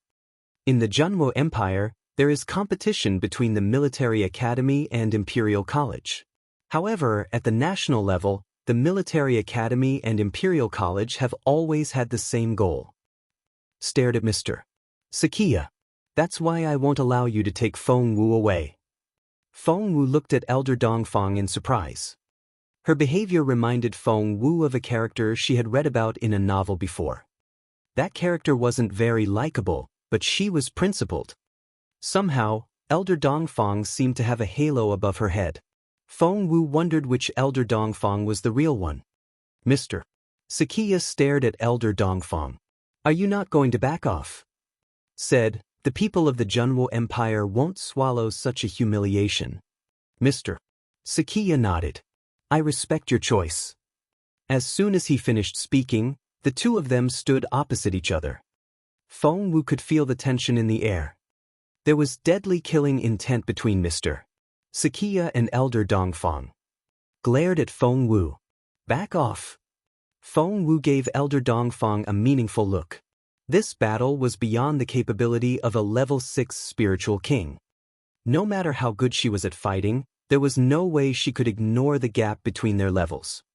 Taking a deep breath, Feng Wu accepted Elder Dongfang's kindness and stood behind her. Bring it on. Elder Dongfang bluntly invited Mr. Sakiya to fight to the death. Strong killing intent gathered between them. Before Feng Wu could react, Elder Dongfang and Mr. Sakiya had already started fighting. Was a peak level 9 spiritual overlord. Mr.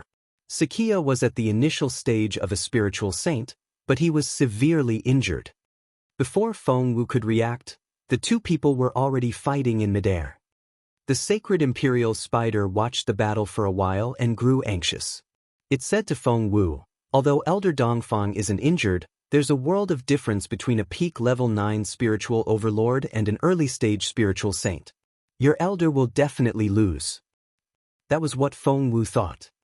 Hence, she became anxious. It had been so many days, hadn't Jun Linyuan come out of seclusion yet? Feng Wu didn't place her hopes on the general because the general, Mr.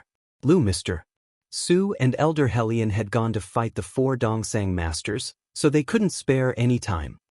Feng Wu had wondered if Elder Dongfang was up to something, but when she saw how badly Mr. Sakiya injured Elder Dongfang and the blood she vomited, Feng Wu finally believed her. Thump. Was sent flying by Mr. Sakiya. She crashed into a huge tree with a bang. The tree that was thick enough for 5 people to wrap their arms around was crushed, but Elder Dongfang kept flying backward. She only stopped after crushing over 10 big trees. Mr. Sakia was about to step forward when Feng Wu stared at him coldly. Mr. Sakia, I used to respect you, but I despise you for what you've done. She then ran toward Elder Dongfang. 3340 Jun Linyuan, help your girl. Feng Wu stuffed a semi-divine golden crow pill into Elder Dongfang's mouth and fed her the all-purpose transformation liquid. Before Elder Dongfang could react, she swallowed something that others couldn't even dream of. Elder Dongfang only felt a chill in her abdomen. The burning sensation in her throat was also suppressed. What did you feed me? Elder Dongfang forced the blood back down and glared at Feng Wu. Feng Wu said, a semi-divine golden crow pill. Elder Dongfang frowned. What else? Feng Wu said, all-purpose transformation liquid. Elder Dongfang frowned even more. Glaring at Feng Wu, she pushed the latter away. I don't need your fake kindness. Poor Feng Wu. She was pushed to the ground by Elder Dongfang. Meanwhile, Elder Dongfang had already risen to her feet. Staring at Feng Wu, she snorted. You can't please me like that. I'll settle the score with you when we get back. With that, Elder Dongfang staggered toward Mr. Sakia. Feng Wu looked at Elder Dongfang in resignation. What a stubborn but soft-hearted old lady. By then, more and more people came from Mr. Sakia's side. To Feng Wu's horror, the deputy general manager was here. Bu Jingyu, Mo Lan, and some people she had met before were all here. Even Night Owl was here. That shocked Feng Wu. What was the Crown Prince, Night Owl, doing here? Half of Night Owl's head was wrapped in white gauze. He was wearing a hat, which covered the wound a little. He was pushed over in a wheelchair. Feng Wu could sense an indescribable ferocity in Night Owl's eyes. Her stomach lurched. Did Night Owl notice something? Night Owl couldn't finish his sentence. Pointing at Feng Wu, he glared at her. Bu Jingyu broke out in a cold sweat. Oh my God! He won't recognize Feng Wu, will he? If he does, I'll be incriminated. Her. Night Owl pointed at Feng Wu. Elder Dongfang stood in front of Feng Wu as if she could hold off 10,000 enemies by herself. Feng Wu is from the Junwo Empire, and she's under the Empire's protection. You want to take her away without any evidence? Over my dead body. Night Owl couldn't speak or move, but he was trembling as he stared at Feng Wu. The deputy general manager beside him stood up and stared at Elder Dongfang. Then go to hell. After saying that, the deputy general manager pounced on Elder Dongfang like an eagle. It was so intimidating. Elder Dongfang's face instantly turned pale. She couldn't withstand it. This time she was really going to die. Feng Wu turned around and shouted, Jun Linyuan, if you don't show up, your girl will be beaten to death. To be honest, she was just scaring her enemies. The deputy general manager really slowed down a little when he heard that. Night Owl, Mr. Sakia and the others all looked behind Feng Wu. Elder Dongfang grabbed Feng Wu and threw her in the other direction. Run! Jun Linyuan was in seclusion, so she knew Feng Wu was trying to confuse their enemies. The girl should take this chance and run. Feng Wu was thrown backward. I'm here. Everybody heard a clear voice. Feng Wu, on the other hand, was wrapped in a pair of strong arms. 3341 Battle. Feng Wu met a pair of bright eyes. She recalled what she said earlier. Jun Linyuan, if you don't show up, your girl will be beaten to death. Feng Wu was astonished. She had only been using Jun Linyuan's name to intimidate her opponent just now.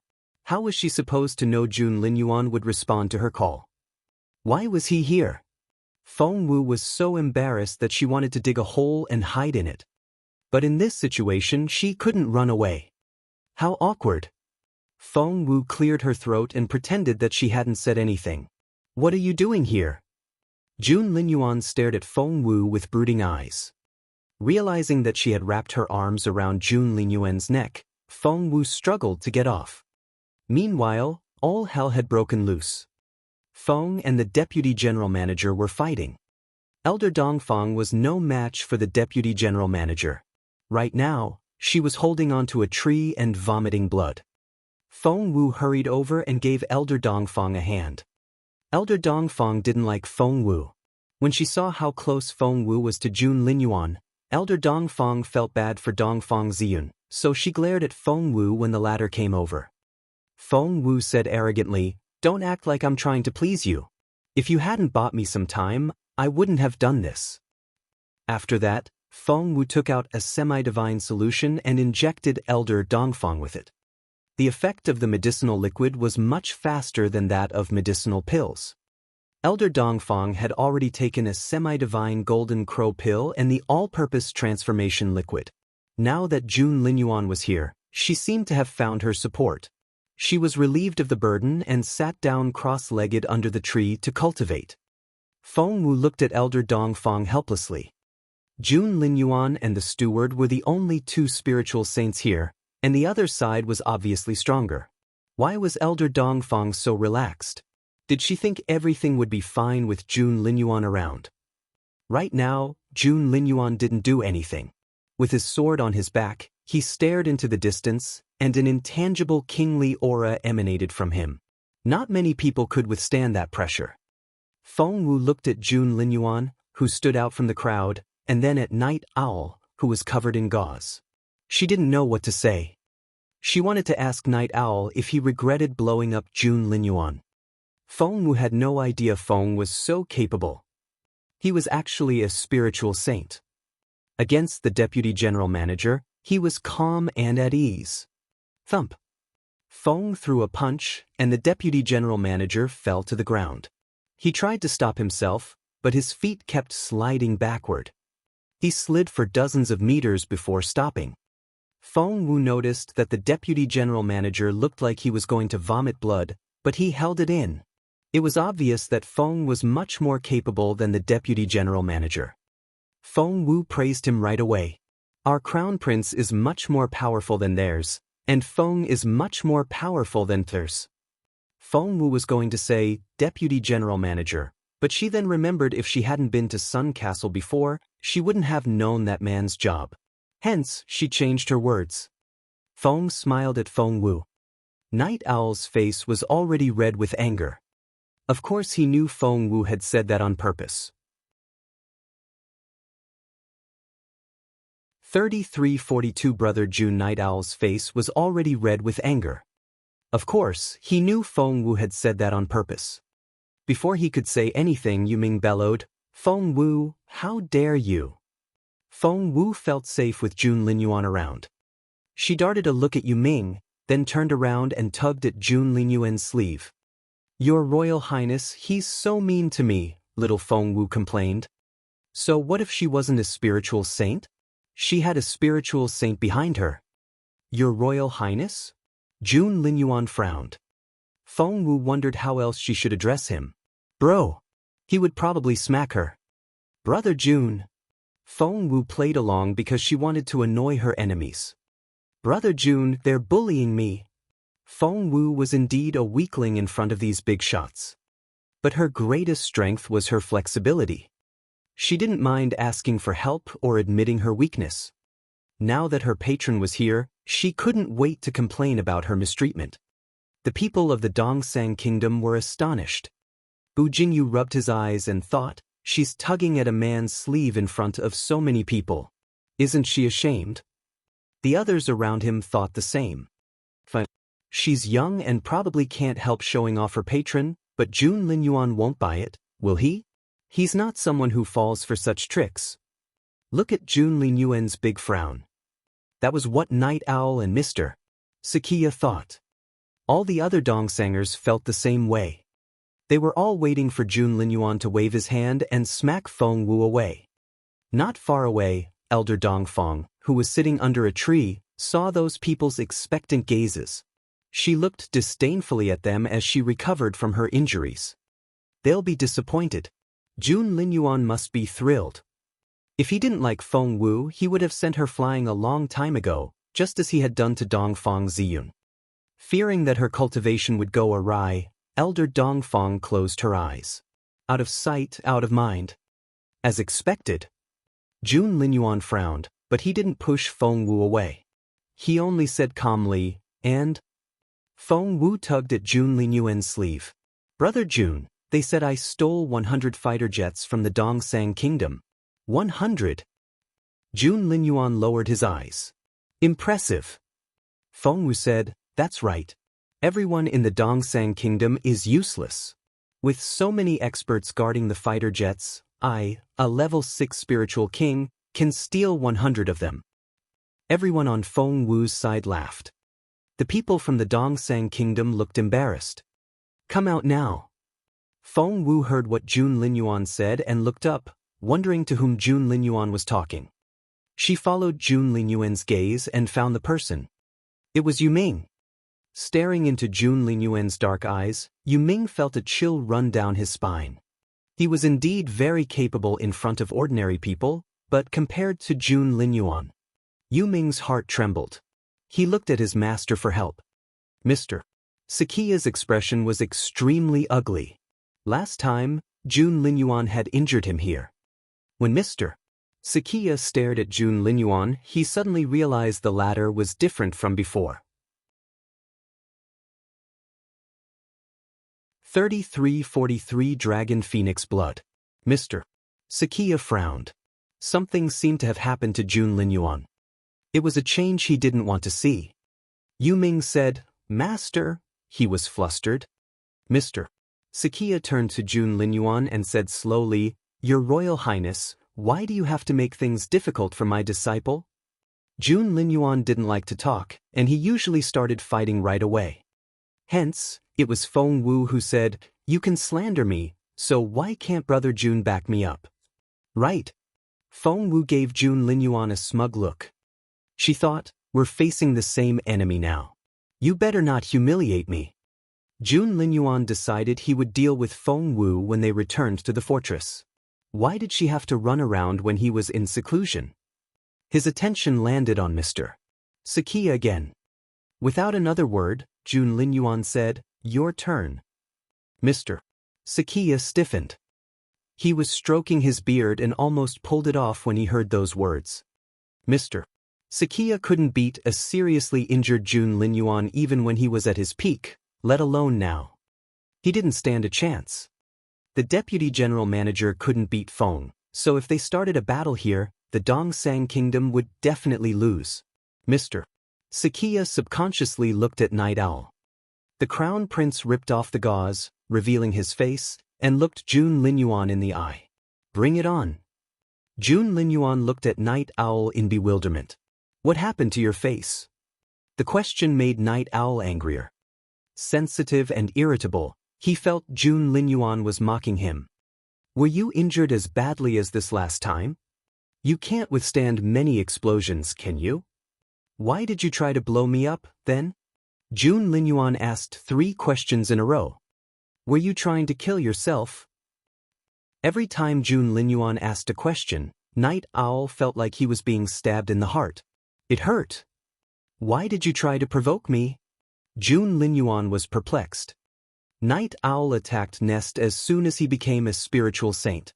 An injured Jun Linyuan showed up, and Night Owl chose to injure Jun Linyuan further by blowing them up together. However, Jun Linyuan was unharmed now, while Night Owl was still in a miserable state. "Why did you provoke me? Where did you find the courage?" Jun Linyuan asked the questions in all seriousness, which made Night Owl's face burn. How did it feel to be slapped in public? It was how Night Owl felt now. He spat out a mouthful of blood. Was he too weak to be Jun Linyuan's opponent now? "Boss Jun, why did you run so fast?" Just then Feng Sun and Xian Yi arrived, and Feng Sun cried out when he saw Jun Linyuan. "OMG! Boss Jun, your Dragon Phoenix blood. You've activated your Dragon Phoenix blood." Feng Sun seldom shouted in public, but he couldn't help it now. The Dragon Phoenix blood. All eyes were on Jun Linyuan. The crown prince stood there with his hands behind his back, his sleeves billowing in the wind. He looked indescribably handsome. Night Owl was dumbfounded. Mr. Sakia had a bitter taste in his mouth, and he couldn't even smile. The deputy general manager was shocked. His expression was ugly and extremely vigilant. Elder Dongfang forgot about her cultivation as her eyes opened wide. Everybody stared at Jun Linyuan. The Dragon Phoenix Blood logo. 3344. Don't exaggerate. Jun Linyuan was already so talented, and with the Dragon Phoenix Blood, the Dongsang Kingdom's future? With this in mind, Mr. Sakia and the deputy general manager looked at each other as their pupils contracted. They looked at Night Owl in unison and saw his hands shaking in his sleeves. Was he scared too? Mr. Sakia felt even more despair. No one made a sound.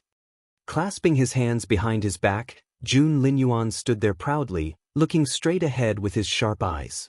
He looked so cold and distant that no one dared to approach him. However, no one knew he kept stealing glances at someone from the corner of his eye. When Jun Linyuan saw how amazed Feng Wu was, he was even more pleased. Yes, he replied to Feng Sun in an indifferent tone. Feng Sun was so thrilled that he nearly cried. Boss Jun, you're a genius. That's the Dragon Phoenix Blood. According to ancient scriptures, only one person in history has ever had it. Mr. Sakia felt even more bitter. Night Owl couldn't believe his ears. Jun Linyuan cleared his throat as if he didn't care about it at all. However, if that really were the case, why would he glance at Feng Wu all the time? Feng Sun was perplexed. Feng Wu was really amazed. She didn't expect Jun Linyuan to actually activate the Dragon Phoenix Blood. That was really... Her beautiful master gave her the divine Phoenix Blood, but Jun Linyuan had activated his bloodline himself. Feng Wu had to admit she wasn't as good as him in that aspect. She was about to praise Jun Linyuan when she saw the look on Night Owl's face. He looked as if he had been struck by lightning. Feng Wu immediately had an idea. Feng Wu tugged at Jun Linyuan's sleeve and said with sparkling eyes, "Oh my God, Jun? Brother Jun, you're so awesome. You're the best. You're the smartest, most handsome, elegant, and dignified man in the world. You're amazing. All other teenagers are useless in front of you, including that Night Owl." Feng Wu's eyes were filled with admiration, making Jun Linyuan believe he really was the most impressive, awesome person in the world. Holy crap! The Crown Prince was overjoyed when he heard Feng Wu's compliments. His expression became even more serious, but his earlobes still turned a little red. The Crown Prince darted a look at Feng Wu and frowned. Don't exaggerate. Feng Wu could tell Jun Linyuan was enjoying it. His face was grim, but he was smiling a little. What a vain Crown Prince. Feng Wu was elated. She had found the Crown Prince's weakness. Seeing how happy Feng Wu was, Jun Linyuan sighed in resignation. Feng Wu wasn't done yet. Dragon Phoenix Blood. That's Dragon Phoenix Blood. Night Owl, what kind of blood do you have? How does it compare with Jun Linyuan's Dragon Phoenix Blood? Feng Wu said that on purpose. She wanted to show off so much that Night Owl was scared. Night Owl had always regarded Jun Linyuan as his greatest enemy and only opponent. That was why he still hadn't recovered from the shock. However, Feng Wu provoked him on purpose. Feng Wu asked Jun Linyuan, "How did you activate the Dragon Phoenix Blood? Did Night Owl try to blow you up? How did you recover? Did your bloodline activate automatically?" 3345. Did I let you go? Even Feng Sun was worried for Feng Wu. Little Feng Wu, don't you think you're exaggerating? It's obvious that you're putting on an act. Boss Jun isn't an idiot. He's a noble man and won't fall for such a thing. He'll even get mad at you. Night Owl thought so too. Having been Jun Linyuan's enemy for so long, he was aware of Jun Linyuan's noble character. However, they guessed wrong again. Jun Linyuan said proudly, "I know." He actually said he knew. Night Owl spat out another mouthful of blood. Looking at Night Owl, who was vomiting blood nonstop, Mr. Sakia knew the Dongsang Kingdom had suffered heavy losses today. If they stayed any longer, the losses would be even greater. Mr. Sakia cupped his fists at Jun Linyuan. Goodbye. With that, Mr. Sakia pushed Night Owl's wheelchair and was about to leave. The others were so intimidated by Jun Linyuan that they all wanted to run away. Did I let you go? Just those words carried the domineering aura of an emperor who looked down on the world. Mr. Sakia paused and turned to look at Jun Linyuan. Your Royal Highness, don't forget the promise. The promise? Feng Wu didn't know what that meant, but she could see how everyone else's expressions changed. Feng Sun and Xianni didn't understand what it meant either. However, Elder Dongfang's eyes were filled with anger and humiliation. Jun Linyuan felt the same way. He stared at Mr. Sakia with deep eyes that were as cold as knives. Mr. Sakia nodded at Jun Linyuan and turned to leave. Boom! Before Mr. Sakia could react, he realized that beside him, Yu Ming had exploded. Yu Ming was Mr. Sakia's second disciple. He was a spiritual overlord. However, Jun Linyuan flicked his finger, and Yu Ming exploded on the spot. When he exploded, flesh and blood splattered, staining the people around him. Especially Night Owl. That seemed to be the purpose of the explosion. He was hit by a blood clot on his head, and his face was covered in blood. When had Night Owl ever suffered such humiliation? Jun Linyuan. Screw you. Night Owl stood up angrily and was ready to fight. Jun Linyuan nodded. Let's fight. The promise mentioned earlier was a restriction on spiritual saints. The spiritual saints of the Junwo Empire weren't allowed to initiate a battle with the spiritual saints of the Dongsang Kingdom. This was the unequal treaty that Feng Xiangnan had signed with Xue Jibei to protect the people of Nest when the fighter jets bombarded the fortress. Mr. Sakia held down the enraged Night Owl. His expression was serious, and his tone was cold. You Royal Highness, calm down.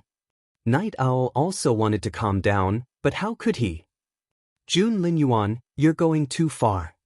Night Owl smashed the wheelchair to pieces. Although he relied on the powerful physique of a spiritual saint to wake up, without the immortal spiritual fruit to treat him, his cultivation recovery would be very slow. Jun Linyuan smiled a little.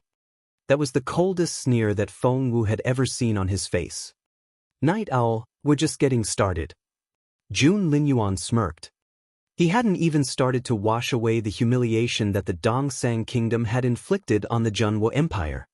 Night Owl also knew things weren't looking good for him. A man should know when to yield and when to stand tall. He should lay low now. But he was the ruthless crown prince after all. He couldn't stand it. Jun Linyuan, what are you doing here? Don't you know the 3 spiritual saints of your fortress are about to die? 3346 Invincible Jun Linyuan, 1. Jun Linyuan, what are you doing here? Don't you know the 3 spiritual saints of your fortress are about to die? As soon as Night Owl said that, everyone looked at him. Feng Wu frowned. Night Owl, what do you mean?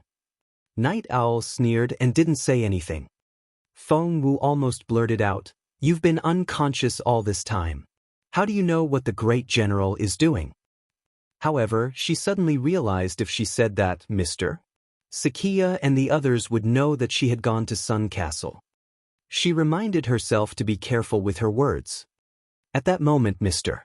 Sakia picked up the conversation. Staring at Jun Linyuan, he said in a serious tone, that's right. They're in the final stage of the battle. Jun Linyuan's expression turned cold, and a vicious look appeared on his face. Mr. Sakia said, our great general, Xue Jibei, and 3 guardian elders are all spiritual saints. They're fighting your spiritual saints. The battle is probably coming to an end.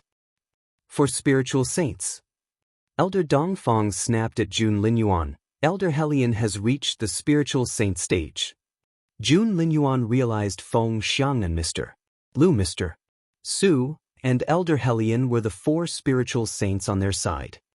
The first 3 were fine, but Elder Hellion had just broken through.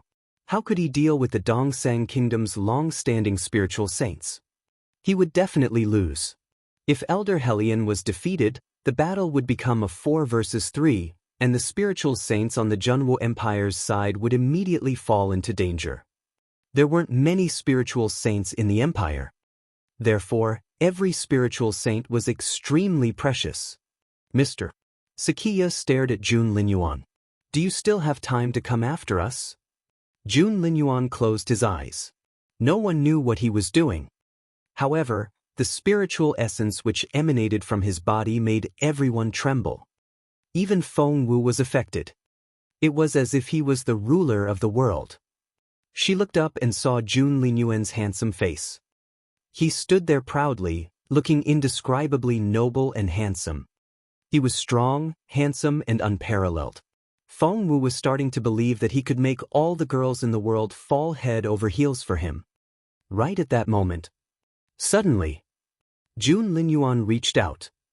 It was as if the world was under his control. What was he doing? Everyone looked at him in surprise. Mr. Sakiya's pupils suddenly contracted as his facial muscles twitched violently. He had a very bad feeling. Jun Linyuan wasn't going to break the barrier all by himself, was he? Mr. Sakiya knew very well that there was a barrier in space. It was impossible for the 8 spiritual saints to fight on the ground since the consequences of their battle would be too terrifying. Landslides and avalanches, upended mountains and rivers. The impact on the human environment would be too intense, and innocent people could be injured at any time. Therefore, a spatial barrier would be set up for a battle of their level. Only spiritual saints with high cultivation levels could tear apart the barrier with their bare hands. As far as Mr. Sakiya knew, Xue Zhibei was the only one who could do it in the Dongsang Kingdom. Jun Linyuan. Could he have advanced to that level? This was something Mr. Sakiya didn't want to see happen. 3347 Invincible Jun Linyuan, 2. This was also what Night Owl didn't want to see. If that was the case, the gap between Jun Linyuan and Night Owl couldn't be bridged in a short time. What made Mr. Sakiya despair was that it really happened. Jun Linyuan reached out, and a black vortex spread out from his palm. This power was extremely terrifying. The space around them cracked like a spiderweb. Everyone's expressions changed. Could he break through the space by himself? The capability, the power. Mr. Sakiya gasped. He had always been unperturbed by anything, but his face had turned pale. Night Owl was so angry that he gripped the armrests of the wheelchair so tightly that he almost broke them. The web-like space soon showed signs of collapse. Break! At Jun Linyuan's command, the space shattered like glass. A black hole appeared in front of him. No one could believe their eyes. To most people here, the subspace was a legendary thing. They had never seen it in their lives until now. Fierce astral winds swept out from the black subspace. Everyone felt they would freeze to death. It must be at least minus 100 degrees Celsius, Feng Wu thought to herself. The extreme cold wasn't the only thing that could hurt them. What flowed out of the dark subspace wasn't just cold air, but also steel-like wind blades. The wind blades shot out like arrows from a crossbow. Every arrow contained thick killing intent. These arrows were useless against spiritual saints because their physical defenses were very strong. They simply landed on their bodies like snowflakes. However, these arrows were a nightmare to cultivators below the spiritual saint stage. Whoosh! Countless arrows rained down on Feng Wu, but Jun Linyuan was already in front of her. The wind blades couldn't hurt Feng Wu at all. On the Dongsang Kingdom's side, Mr. Sakiya and the deputy general manager were in a fluster. This was because most of the arrows were aimed at them. Feng Wu wondered if Jun Linyuan had calculated the exact angle when he tore open the space with his bare hands. Back off! Gripping Sky Destroyer behind him, Jun Linyuan shouted at everyone. The people of the Junwo Empire respected him as if he were a god, so they all stepped back without hesitation. Feng Wu backed away as well. They had just retreated a few hundred steps when something happened. A golden light flashed across the sky. A person rushed out first. "You want to run?" Feng Wu saw an incomparably powerful man raise his axe as he gave an angry roar. Feng Wu was surprised. He was clearly from the Dongsang kingdom. And the person he was threatening was Elder Helian. Therefore, that person was the Dongsang kingdom's guardian elder that Mr. Sakia had mentioned. Instantly, Feng Wu understood Jun Linyuan's plan. When Mr. Sakia said that the masters of both sides were fighting, Jun Linyuan immediately guessed that they were fighting in the dark subspace. When Mr. Sakia said that Dongsang Kingdom had the upper hand, Jun Linyuan immediately thought of a way to help his people get out of that space.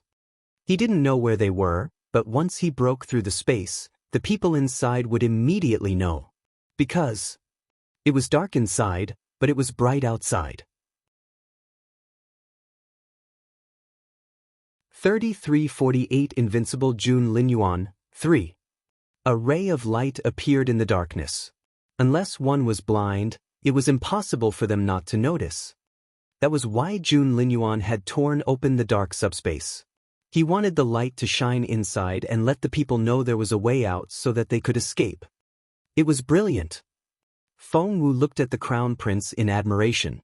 How was he so smart? The most amazing thing was that this wasn't a plan that had been thought up over a long period of time. He came up with that idea in an instant. Jun Linyuan made his move. Elder Jiang Yin. Mr. Sakia's eyes lit up when he saw that man. Elder Jiang Yin was a spiritual saint who had been famous for a long time.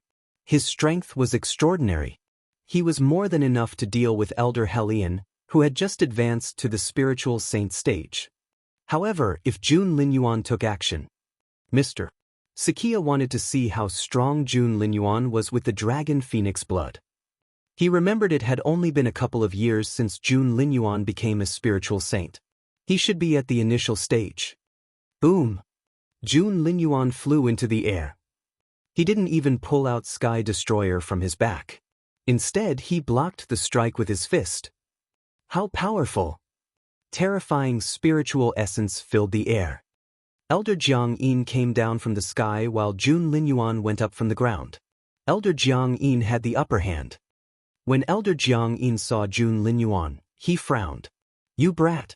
I'll destroy you!" A streak of sword energy tore through the sky.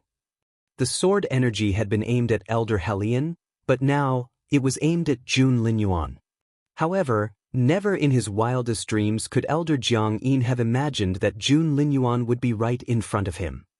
Before Elder Jiang Yin could react, Jun Linyuan punched the sword with his left fist. Thump! The sword fell from the sky to the ground. Elder Jiang Yin cursed Jun Linyuan. "You!" However, before Elder Jiang Yin could finish, Jun Linyuan clenched his right fist and punched Elder Jiang Yin in the face. One shouldn't hit people in the face, especially when the one getting hit was a spiritual saint. However, Jun Linyuan didn't hold back at all. Boom! Elder Jiang Yin felt the impact and wanted to dodge, but he was shocked to discover that he was far slower than his opponent. He couldn't dodge it. Elder Jiang Yin's face was punched, and his spiritual saint defense barrier cracked like a spider web. In the end, Jun Linyuan's fist landed on the elder's face. A large part of Elder Jiang Yin's face caved in. He could no longer hold back and was sent flying. To everyone else, all of this happened in a second. Therefore, they saw Jun Linyuan disarm Elder Jiang Yin's weapon with one punch and send him flying with a second punch. Elder Jiang Yin. Mo Lan immediately rushed forward to examine him. However, it was only a punch after all. Elder Jiang Yin's injuries weren't too serious. Pushing Mo Lan away, he charged at Jun Linyuan like a cheetah. "Brat, you're dead!" Elder Jiang Yin was unafraid of death. Elder Jiang Yin's punch contained all the strength he had accumulated over the years. Jun Linyuan didn't move. As Elder Jiang Yin rushed toward him in wrath, Jun Linyuan placed his right hand behind his back and clenched his left hand into a fist. "Go!" Their fists met. Their power clashed. At the impact, light condensed. Strong winds howled. An explosion broke through the clouds. Only then did Elder Jiang Yin realize how terrifying Jun Linyuan was. 3349 Invincible Jun Linyuan 4. Only then did Elder Jiang Yin realize how terrifying Jun Linyuan was. He finally realized how much of a gap there was between him and Jun Linyuan. Jun Linyuan stood there with one hand behind his back and only threw one punch.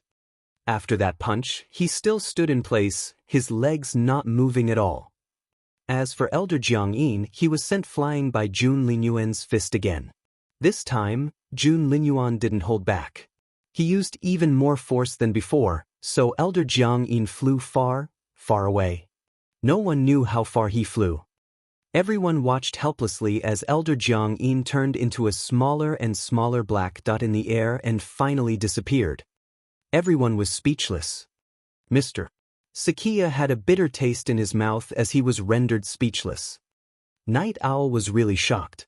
Today had been one astonishment after another for him. He panicked. Feng Wu observed Jun Linyuan after stuffing some medicine in Elder Hulian's mouth. How was he so awesome? She couldn't imagine anyone else like that. Feng Wu's eyes sparkled. After Jiang Yin was sent flying, Feng Wu rushed to Jun Linyuan's side and grabbed his sleeve. She looked up with twinkling eyes. Brother Jun, you're awesome. I'm so proud of you. She was quite genuine this time, although she was still exaggerating a little. The exaggeration was to annoy Night Owl. She thought, I hope Night Owl loses his mind. Jun Linyuan appreciated what Feng Wu said, but he was a shy teenager, so he always kept a straight face. Go back to the fortress. Jun Linyuan pushed Feng Wu behind him. Stay as far away as you can. Go. Jun Linyuan's eyes were still fixed on the black hole. He looked like a hunter catching fish in winter, waiting for the fish to swim out of the hole in the ice. No problem. Feng Wu didn't wait for him to say anything else. She kept running. As a mere level 6 spiritual king, she didn't dare participate in such a battle. Otherwise, she would lose her life if a shockwave hit her. Indeed, in the next second. Boom! People began to rush out of the black hole. The first to rush out was Mr. Su and the left guardian elder. The second to rush out was Mr. Lu and the right guardian elder. The last to rush out was the general of the Zhenhua Empire, Feng Xiangnan, and the great general of the Dongsang Empire, Xue Zhibei. Feng Wu's chest tightened, and she grew nervous. Elder Helion had obviously lost the battle against Elder Jiang Yin. Elder Helion was covered in injuries and dripping with blood. A few of his injuries were especially serious, and they wouldn't stop bleeding. And his right arm. Only then did Feng Wu notice that his right arm was severed at the elbow. Elder Helion, where's your arm? Where's your right arm? Feng Wu asked anxiously. If she could find the arm, she would be able to sew it back on. However, Elder Helion smiled bitterly. Where's the arm? It's gone. I'm lucky to be alive. Elder Helion looked worried. He said to Feng Wu in a hurry, Go back. Go back now. Feng Wu said, Don't worry. Jun Linyuan is here. However, 3350 Jun Linyuan's strength, 1. The first to rush out was Mr. Su and the left guardian elder. The second to rush out was Mr. Lu and the right guardian elder. The last to rush out was the general of the Zhenhua Empire, Feng Xiangnan, and the great general of the Dongsang Empire, Xue Zhibei. After the three pairs came out, they immediately started fighting without any hesitation. Jun Linyuan sealed the space with a wave of his hand. Feng Wu, Feng Sun, and the others were outside a barrier, but Mr. Sakia and Night Owl were inside. One had to wonder if Jun Linyuan had done it on purpose. It was a transparent barrier. Although Feng Wu and the others were outside, they could still see what was going on inside. It was obvious Mr. Su was weaker than the left guardian elder. Mr. Su was in a defensive state while his opponent attacked. Mr. Su could still hold on, so Jun Linyuan only glanced at him. Mr. Lu was seriously injured and was vomiting blood from time to time. Jun Linyuan knew very well that Mr. Lu wouldn't last long. Therefore, he instantly went forward. As soon as Jun Linyuan stepped forward to help Mr. Lu, Mr. Sakia followed suit. The 4 spiritual saints of the Dongsang Kingdom and the 4 spiritual saints of the Junwo Empire were evenly matched. Was that really the case? General Feng, who was struggling, didn't think so. He had a bad feeling. He felt the Junwo Empire was going to be destroyed this time. Xue Zhibei had the same opinion. Feng Xiangnan, do it yourself. General Feng sneered. Do you think you can win? Xue Zhibei's expression was cold and solemn. He said matter-of-factly, you're already in a situation where you're bound to lose. Save your last bit of dignity. General Feng almost fainted from anger. Don't even think about it. He was already covered in injuries. This was especially true for his abdomen. A long blade had slashed across it, leaving a huge open wound. It was a shocking sight. This time, Xue Zhibei didn't hold back. He grabbed at General Feng's abdomen with his bare hand. Once Feng Xiangnan was injured in the same spot again, the consequences would be unimaginable. After being injured time and time again, General Feng was already at the end of his rope. Xue Zhibei hoped to end the battle quickly, so this time, he attacked with all his might. Xue Zhibei stared at General Feng's wound with a cold glint in his eyes. After so many years, his opponent was finally going to fall this time. There was hesitation, reluctance, and regret in his eyes, but mostly he was relieved. But just as his hand was about to touch General Feng's wound, a sword struck out from the side. Holding Sky Destroyer in his hand, Jun Linyuan wrapped his energy around General Feng. Feng Wu's heart raced. Xue Zhibei was a very powerful cultivator. Was Jun Linyuan a match for him now? Feng Wu wasn't the only one who wanted to know. Night Owl was also wondering about the same thing. Night Owl stared at Jun Linyuan with bloodthirsty eyes. He grabbed the armrests of his wheelchair. If that wheelchair weren't made of a special material, it would have been torn apart. No. Jun Linyuan definitely isn't strong enough to fight Xue Zhibei. Night Owl shouted and prayed in his head. Everyone stared at Jun Linyuan's sword. Spiritual essence howled in the center as Sky Destroyer spun. Feng Xiangnan was forced to take a few steps back while Xue Zhibei was also forced to take a few steps back. 3351 Jun Linyuan's strength, 2. Jun Linyuan had single-handedly separated the most powerful cultivators of Nest and Sun Castle. He was so powerful. Xue Zhibei stared at Jun Linyuan in surprise. Jun Linyuan. Feng Xiangnan also stared at Jun Linyuan. You Royal Highness. Jun Linyuan nodded at Feng Xiangnan. Thank you for your hard work, General Feng. I'll take it from here.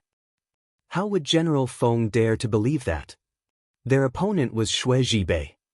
General Feng said, Your Royal Highness, get out of here. It's too dangerous. Jun Linyuan didn't say another word to General Feng. Instead, he stared at Xue Zhibei. Bring it on. A cold glint flashed in Xue Zhibei's eyes. Given how smart he was, he immediately noticed the change in Jun Linyuan. The last time he met Jun Linyuan, the latter didn't exude such a powerful aura. This time, although Jun Linyuan wasn't as powerful as Xue Zhibei, he still exuded an air of authority that intimidated even the latter.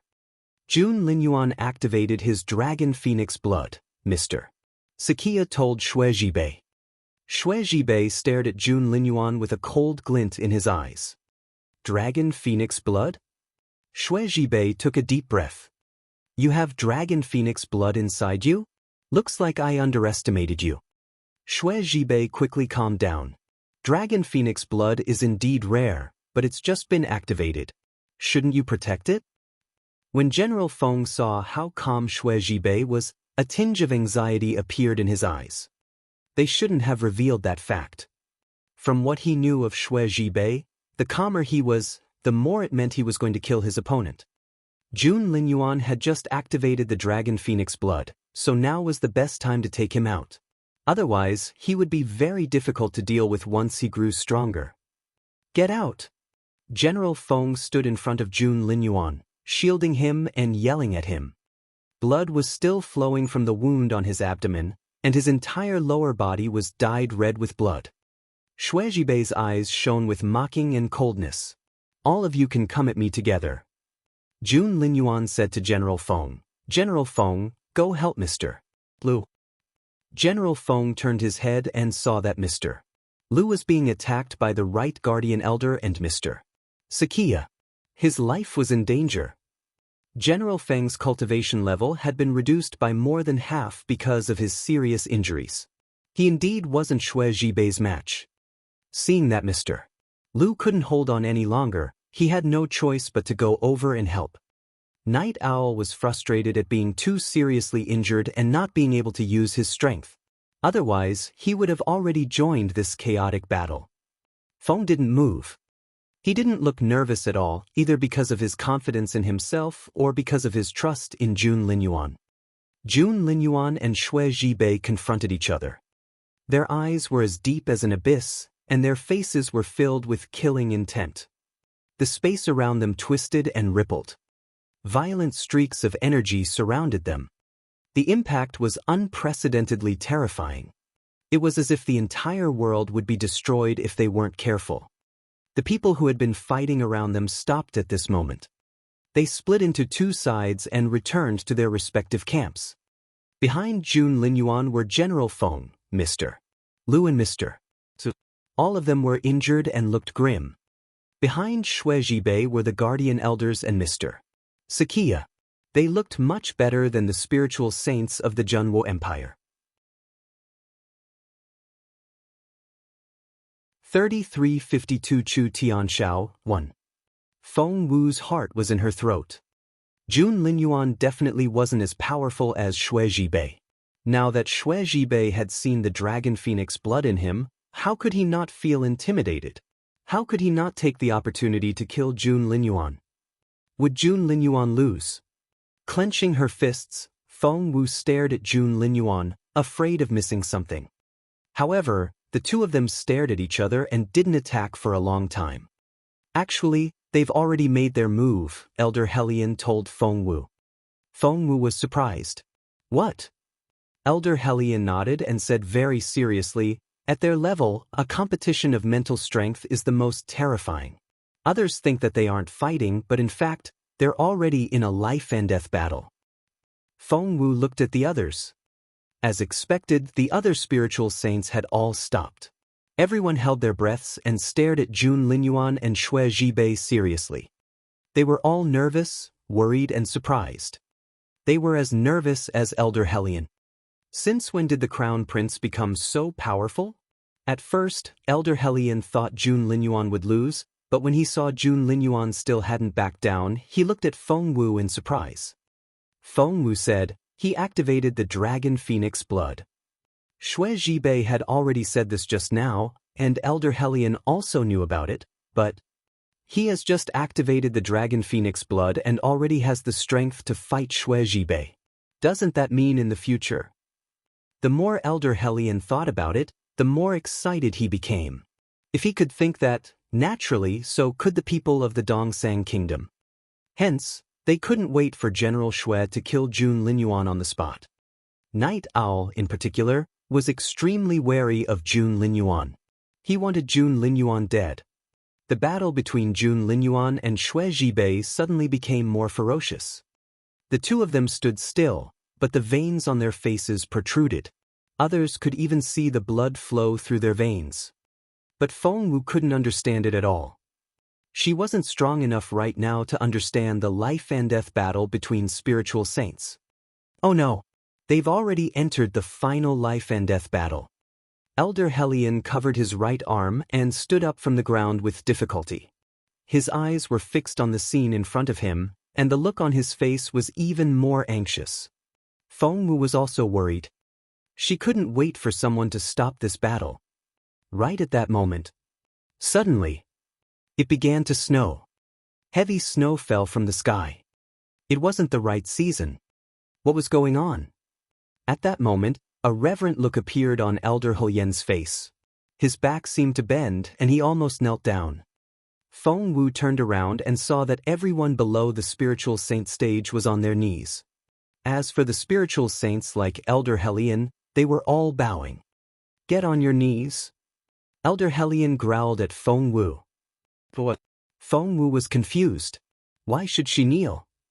Feng Wu took a closer look at Elder Huyen and saw that his face was pale and covered in sweat, as if a terrifying god was about to descend to the world.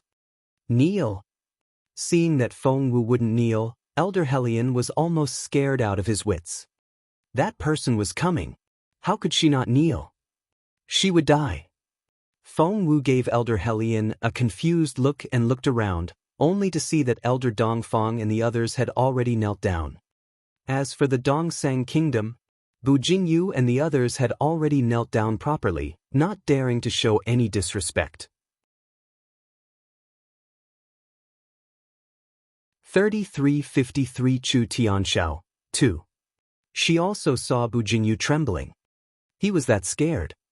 Feng Wu was bewildered because she didn't feel any threat. She didn't sense any terrifying pressure either. Was she immune to it? Just then, the sky seemed to split open. A booming voice resonated in the air, as if it came from the beginning of time. Stop! The simple word was like a thunderclap. Feng Wu noticed Elder Huyen's spiritual essence run wild, and he spat out a mouthful of blood. He wasn't alone. Elder Dongfang and Mr. Sakiya's disciples all vomited blood. The spiritual saints were all as pale as a sheet. Jun Linyuan and Xue Zhibei were forced to stop their battle. Feng Wu could tell that the barrier Jun Linyuan had set up had already shattered. When the others vomited blood, Feng Wu ran to Jun Linyuan's side and asked, Jun Linyuan, are you all right? Talk to me. Jun Linyuan was still in a daze, so he couldn't answer Feng Wu yet. Instead, Xue Zhibei, who had quickly regained his senses, looked at the young couple in shock.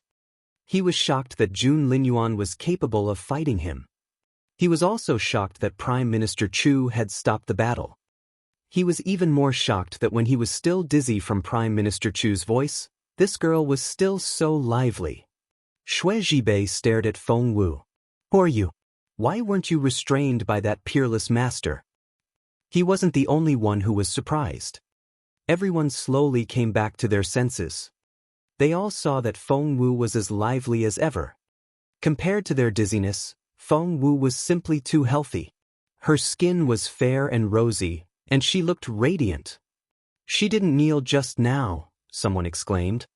Everyone looked at Feng Wu. Even with Xue Zhibei's strength, he had no choice but to lower his head. This girl was completely unaffected? What kind of secret was she hiding? Feng Wu didn't even look at Xue Zhibei. Instead, she looked at Jun Linyuan worriedly. How are you? Are you all right? Feng Wu knew one could turn into an idiot if one wasn't careful in a mental battle. Jun Linyuan had come back to his senses, and he nodded at Feng Wu. In the end, Jun Linyuan stared at Xue Zhibei and said coldly, I'm not as good as you for now. These words made Xue Zhibei flush. Jun Linyuan wasn't as good as he was right now, but Jun Linyuan was only a teenager. Xue Zhibei knew very well that he was a whole generation older than Jun Linyuan.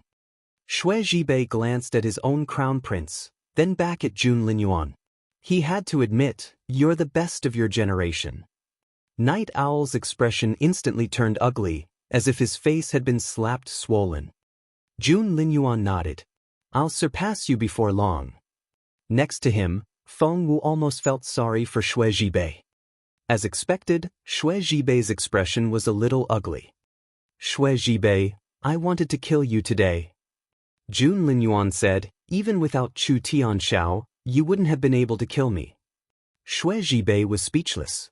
Why was this brat so mean? Haha.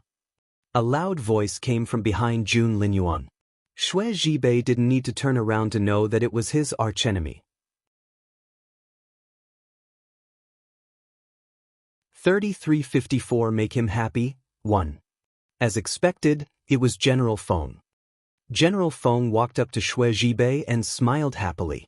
Xue Zhibei, how's our crown prince? He's as good as your crown prince, isn't he? As good as? That was an understatement. Xue Zhibei was obviously displeased. He cupped his fists at Feng Xiang'an. We'll soon carry out the bombardment for the final battle. General Feng, we will meet again. With that, he turned around and left with the rest of the people from the Dongsang kingdom.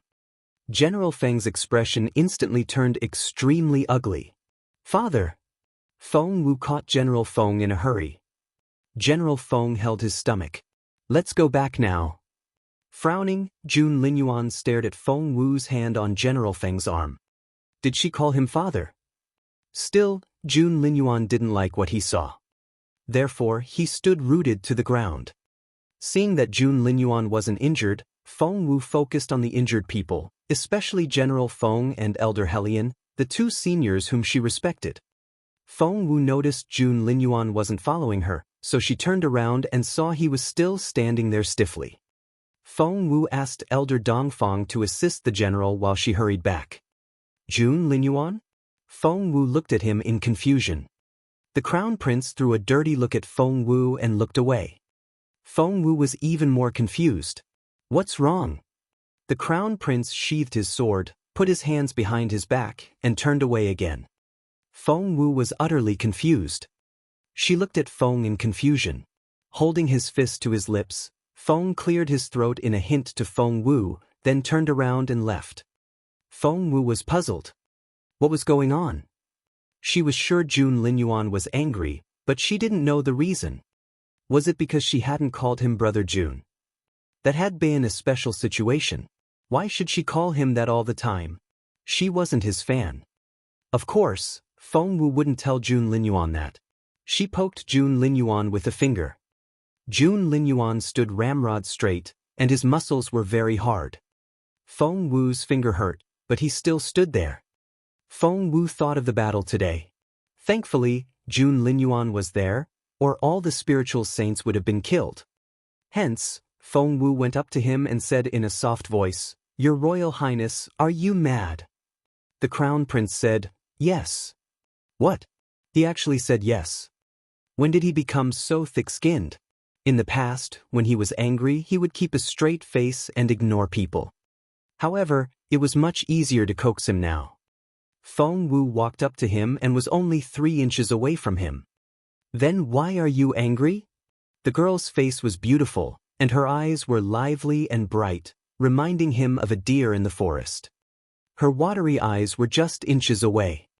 He could feel her breath on his skin. Jun Linyuan's move improved a little. Tell me, why are you angry? Feng Wu asked in bewilderment, jabbing a finger into his chest. The Crown Prince said in a muffled voice, I'm not. Feng Wu burst out laughing. Her voice was soft, and her smile was like a flower. One moment you're angry, and the next moment you're not. Are you angry or not? The talented teenager kept his handsome face straight. Feng Wu's smile widened. Taking Jun Linyuan's hand, she said, There. Don't be mad. Let's go back together, okay?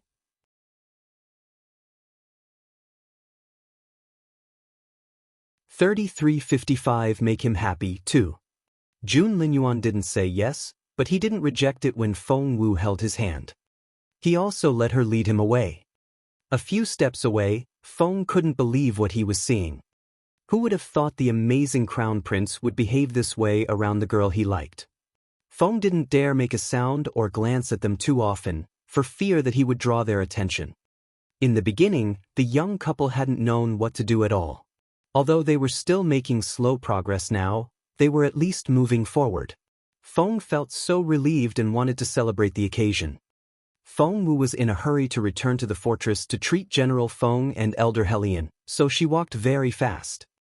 Jun Linyuan seemed to think she was walking too fast and wasn't very happy about it. However, he was too proud to say anything, so he could only let Feng Wu drag him along. Feng Wu arrived at the general's residence to find everybody there. Moreover, their expressions were very solemn, and the surrounding air felt heavy. Before anyone realized it, Feng Wu let go of Jun Linyuan's hand. Seeing that Feng Wu had dropped his hand, the crown prince was immediately displeased. Feng Wu didn't notice. She hurried toward the general. "Father, you're seriously injured. Lie down and I'll treat you." She had already briefly treated General Feng, but she hadn't been able to do it thoroughly, so she was worried about him. Feng Wu had treated Mr. Liu before, and everybody knew her excellent medical skills. Therefore, no one objected when she treated the general. Everybody was there. There was General Feng, Mr. Su, Mr. Liu, Elder Dongfang and Elder Helian. General Feng's face was pale and solemn. Lying on the couch, he let Feng Wu treat him. His gaze landed on Jun Linyuan. "The Dongsang Kingdom is going to bombard us. Your Royal Highness, what do you think?" Jun Linyuan would only behave like a spoiled child in front of Feng Wu. He wouldn't get emotional over major issues. He started thinking and didn't give any advice right away. Meanwhile, the others were discussing it. Mr. Su said, "Dongsang's technology is much more advanced than the Junwo Empire's. They have at least 100 fighter jets, but the Junwo Empire's fighter jets." Mr. Liu said bluntly, "Ours hasn't been developed yet." Mr. Su looked depressed, but he had no choice but to nod. "Indeed, ours are still in the research stage. However, Master Duanmu said he would definitely be able to complete it in a year." Mr. Liu said, "That's great." General Feng was also delighted. However, he soon shook his head. "It's too late." That was right. Everybody had heard what Xue Zhibei said. In a few days, the Dongsang Kingdom would launch a large-scale bombing, which would naturally be carried out by fighter jets. With the sky controlled by the Dongsang Kingdom, the Junwo Empire didn't stand a chance at all. Spiritual saints could rise into the sky, but the other side had spiritual saints as well. Therefore, the spiritual saints alone couldn't protect Nest Fortress. "Should we evacuate everyone first?" Mr. Su suggested. General Feng fell into a dilemma. If they evacuated Nest, they would lose this place. Where could they retreat to? Mr. Liu said, "Where can we retreat to? Northern Border City? If we go there, won't they bomb the city?" 3356 I have something to tell you. Mr. Liu said, "Where can we retreat to? Northern Border City? If we go there, won't they bomb the city?" Everyone fell silent when they heard this. It was true, they were powerless in front of such technology. Feng Wu looked from General Feng to Elder Dongfang. Everybody seemed dejected. She finished treating General Feng's wounds. General Feng told her, "You can leave now." The meeting was above Feng Wu's level of confidentiality. Feng Wu raised her hand. "Well, I have something to say." Seeing the frown on Mr. Su's face, Elder Helian gestured at Feng Wu. "That's enough. Get out of here." Everyone present was Nest's high-ranking officials, and Feng Wu was too weak in terms of both her rank and her strength. As expected, Mr. Su's expression turned ugly. "Who do you think you are? Do you think you have the right to stay here? Get out." Jun Linyuan took a step forward and stood in front of Feng Wu. There was a murderous look in his eyes. Mr. Su's stomach lurched when he saw Jun Linyuan's gaze. He was a senior minister of the empire and the head of the military academy. The crown prince was actually siding with the girl. The blood in Mr. Su's chest surged, and his expression was extremely ugly. Feng Wu waved her hand without another word. General Feng's spacious house was thousands of square meters in size. It was more than enough to fit what Feng Wu took out of her storage space. Things started dropping on the floor. When they turned to look, everyone looked like they were seeing a ghost. Because those things. Mr. Su was the leader of the Magical Equipment Division. He had been watching Master Duanmu research fighter jet for a long time. Therefore, he was most familiar with fighter jets. He now saw that the room was filled with them. With the fighter jets spread out, there wasn't enough space, and they had to be moved into the courtyard outside. Feng Wu kept a few fighter jets and all the inscription bombs for herself. Even so, what she took out was already incredible. They are, Mr. Su's voice shook. He had seen Feng Wu wave her hand, so he knew they had come out of Feng Wu's storage space. Feng Wu smiled at Mr. Su without saying a word. Mr. Su no longer cared about Feng Wu's attitude. All he could see were the fighter jets. Most of the inscription propellers were in the house. Most of the fighter jets were in the yard. When Mr. Su rushed out of the room, he saw the yard packed with fighter jets. Am I dreaming? Mr. Su rubbed his eyes. Elder Dongfang ran out after him. I'm seeing them too. Elder Dongfang's voice was hazy, as if she were in a dream. Just then, General Feng also came out, one hand on his lower back. Everyone saw how inscription propellers and fighter jets filled the courtyard. Instantly, all eyes were on Feng Wu. Jun Linyuan was staring at Feng Wu as well. The others were all amazed, but Jun Linyuan wanted to smack the girl. Feng Wu cleared her throat and ignored Jun Linyuan's cold gaze. What happened? In the end, General Feng asked the question.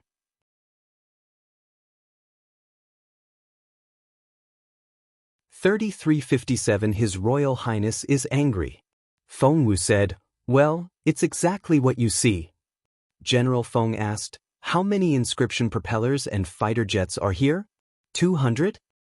Feng Wu said, "There was some wear and tear, so I only have 100 inscription propellers and 95 fighter jets here."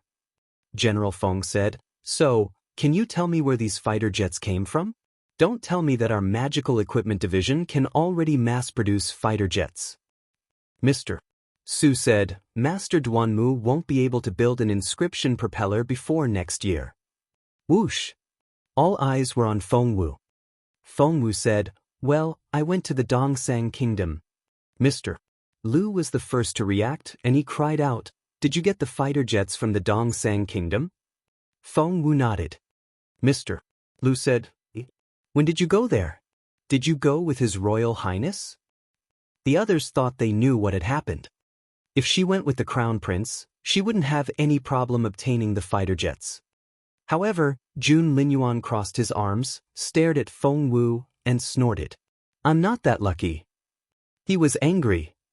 Feng Wu immediately felt a little guilty and stole a glance at Jun Linyuan.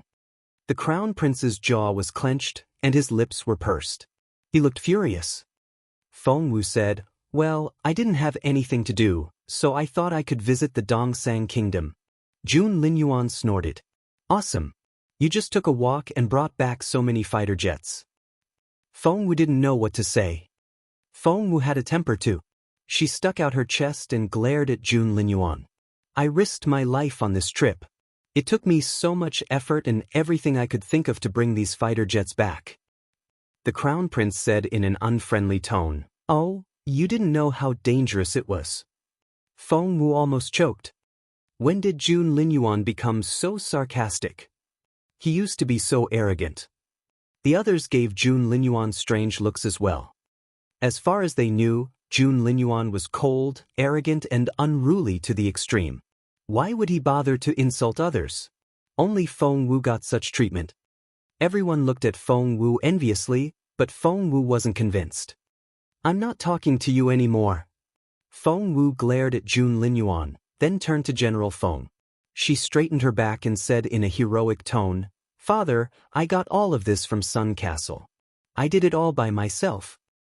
General Feng gave Jun Linyuan a sympathetic look. "Jun Linyuan, I'm so glad I get to see this." General Feng was elated. He didn't like it that some boy was going to steal his precious daughter away. Hence, General Feng asked Feng Wu, "How did you do it?" Jun Linyuan snorted. Feng Wu turned around and glared at him. "If you don't want to hear it, then get out." That everybody gasped. This girl didn't know when to stop. She was talking to Jun Linyuan, not Feng Sun. Jun Linyuan would really get angry. To their surprise, Jun Linyuan wasn't angry. He only snorted and leaned against a pillar with his sword between his crossed arms. You're tuning in to the Passion Pages YouTube channel. We're so grateful for your support, and don't forget to subscribe to join us on this incredible journey through captivating stories. Your generosity through donations truly makes a world of difference, as it's the primary source of revenue that allows me to expand and enhance this channel for you. Thank you from the bottom of my heart for being a part of this adventure.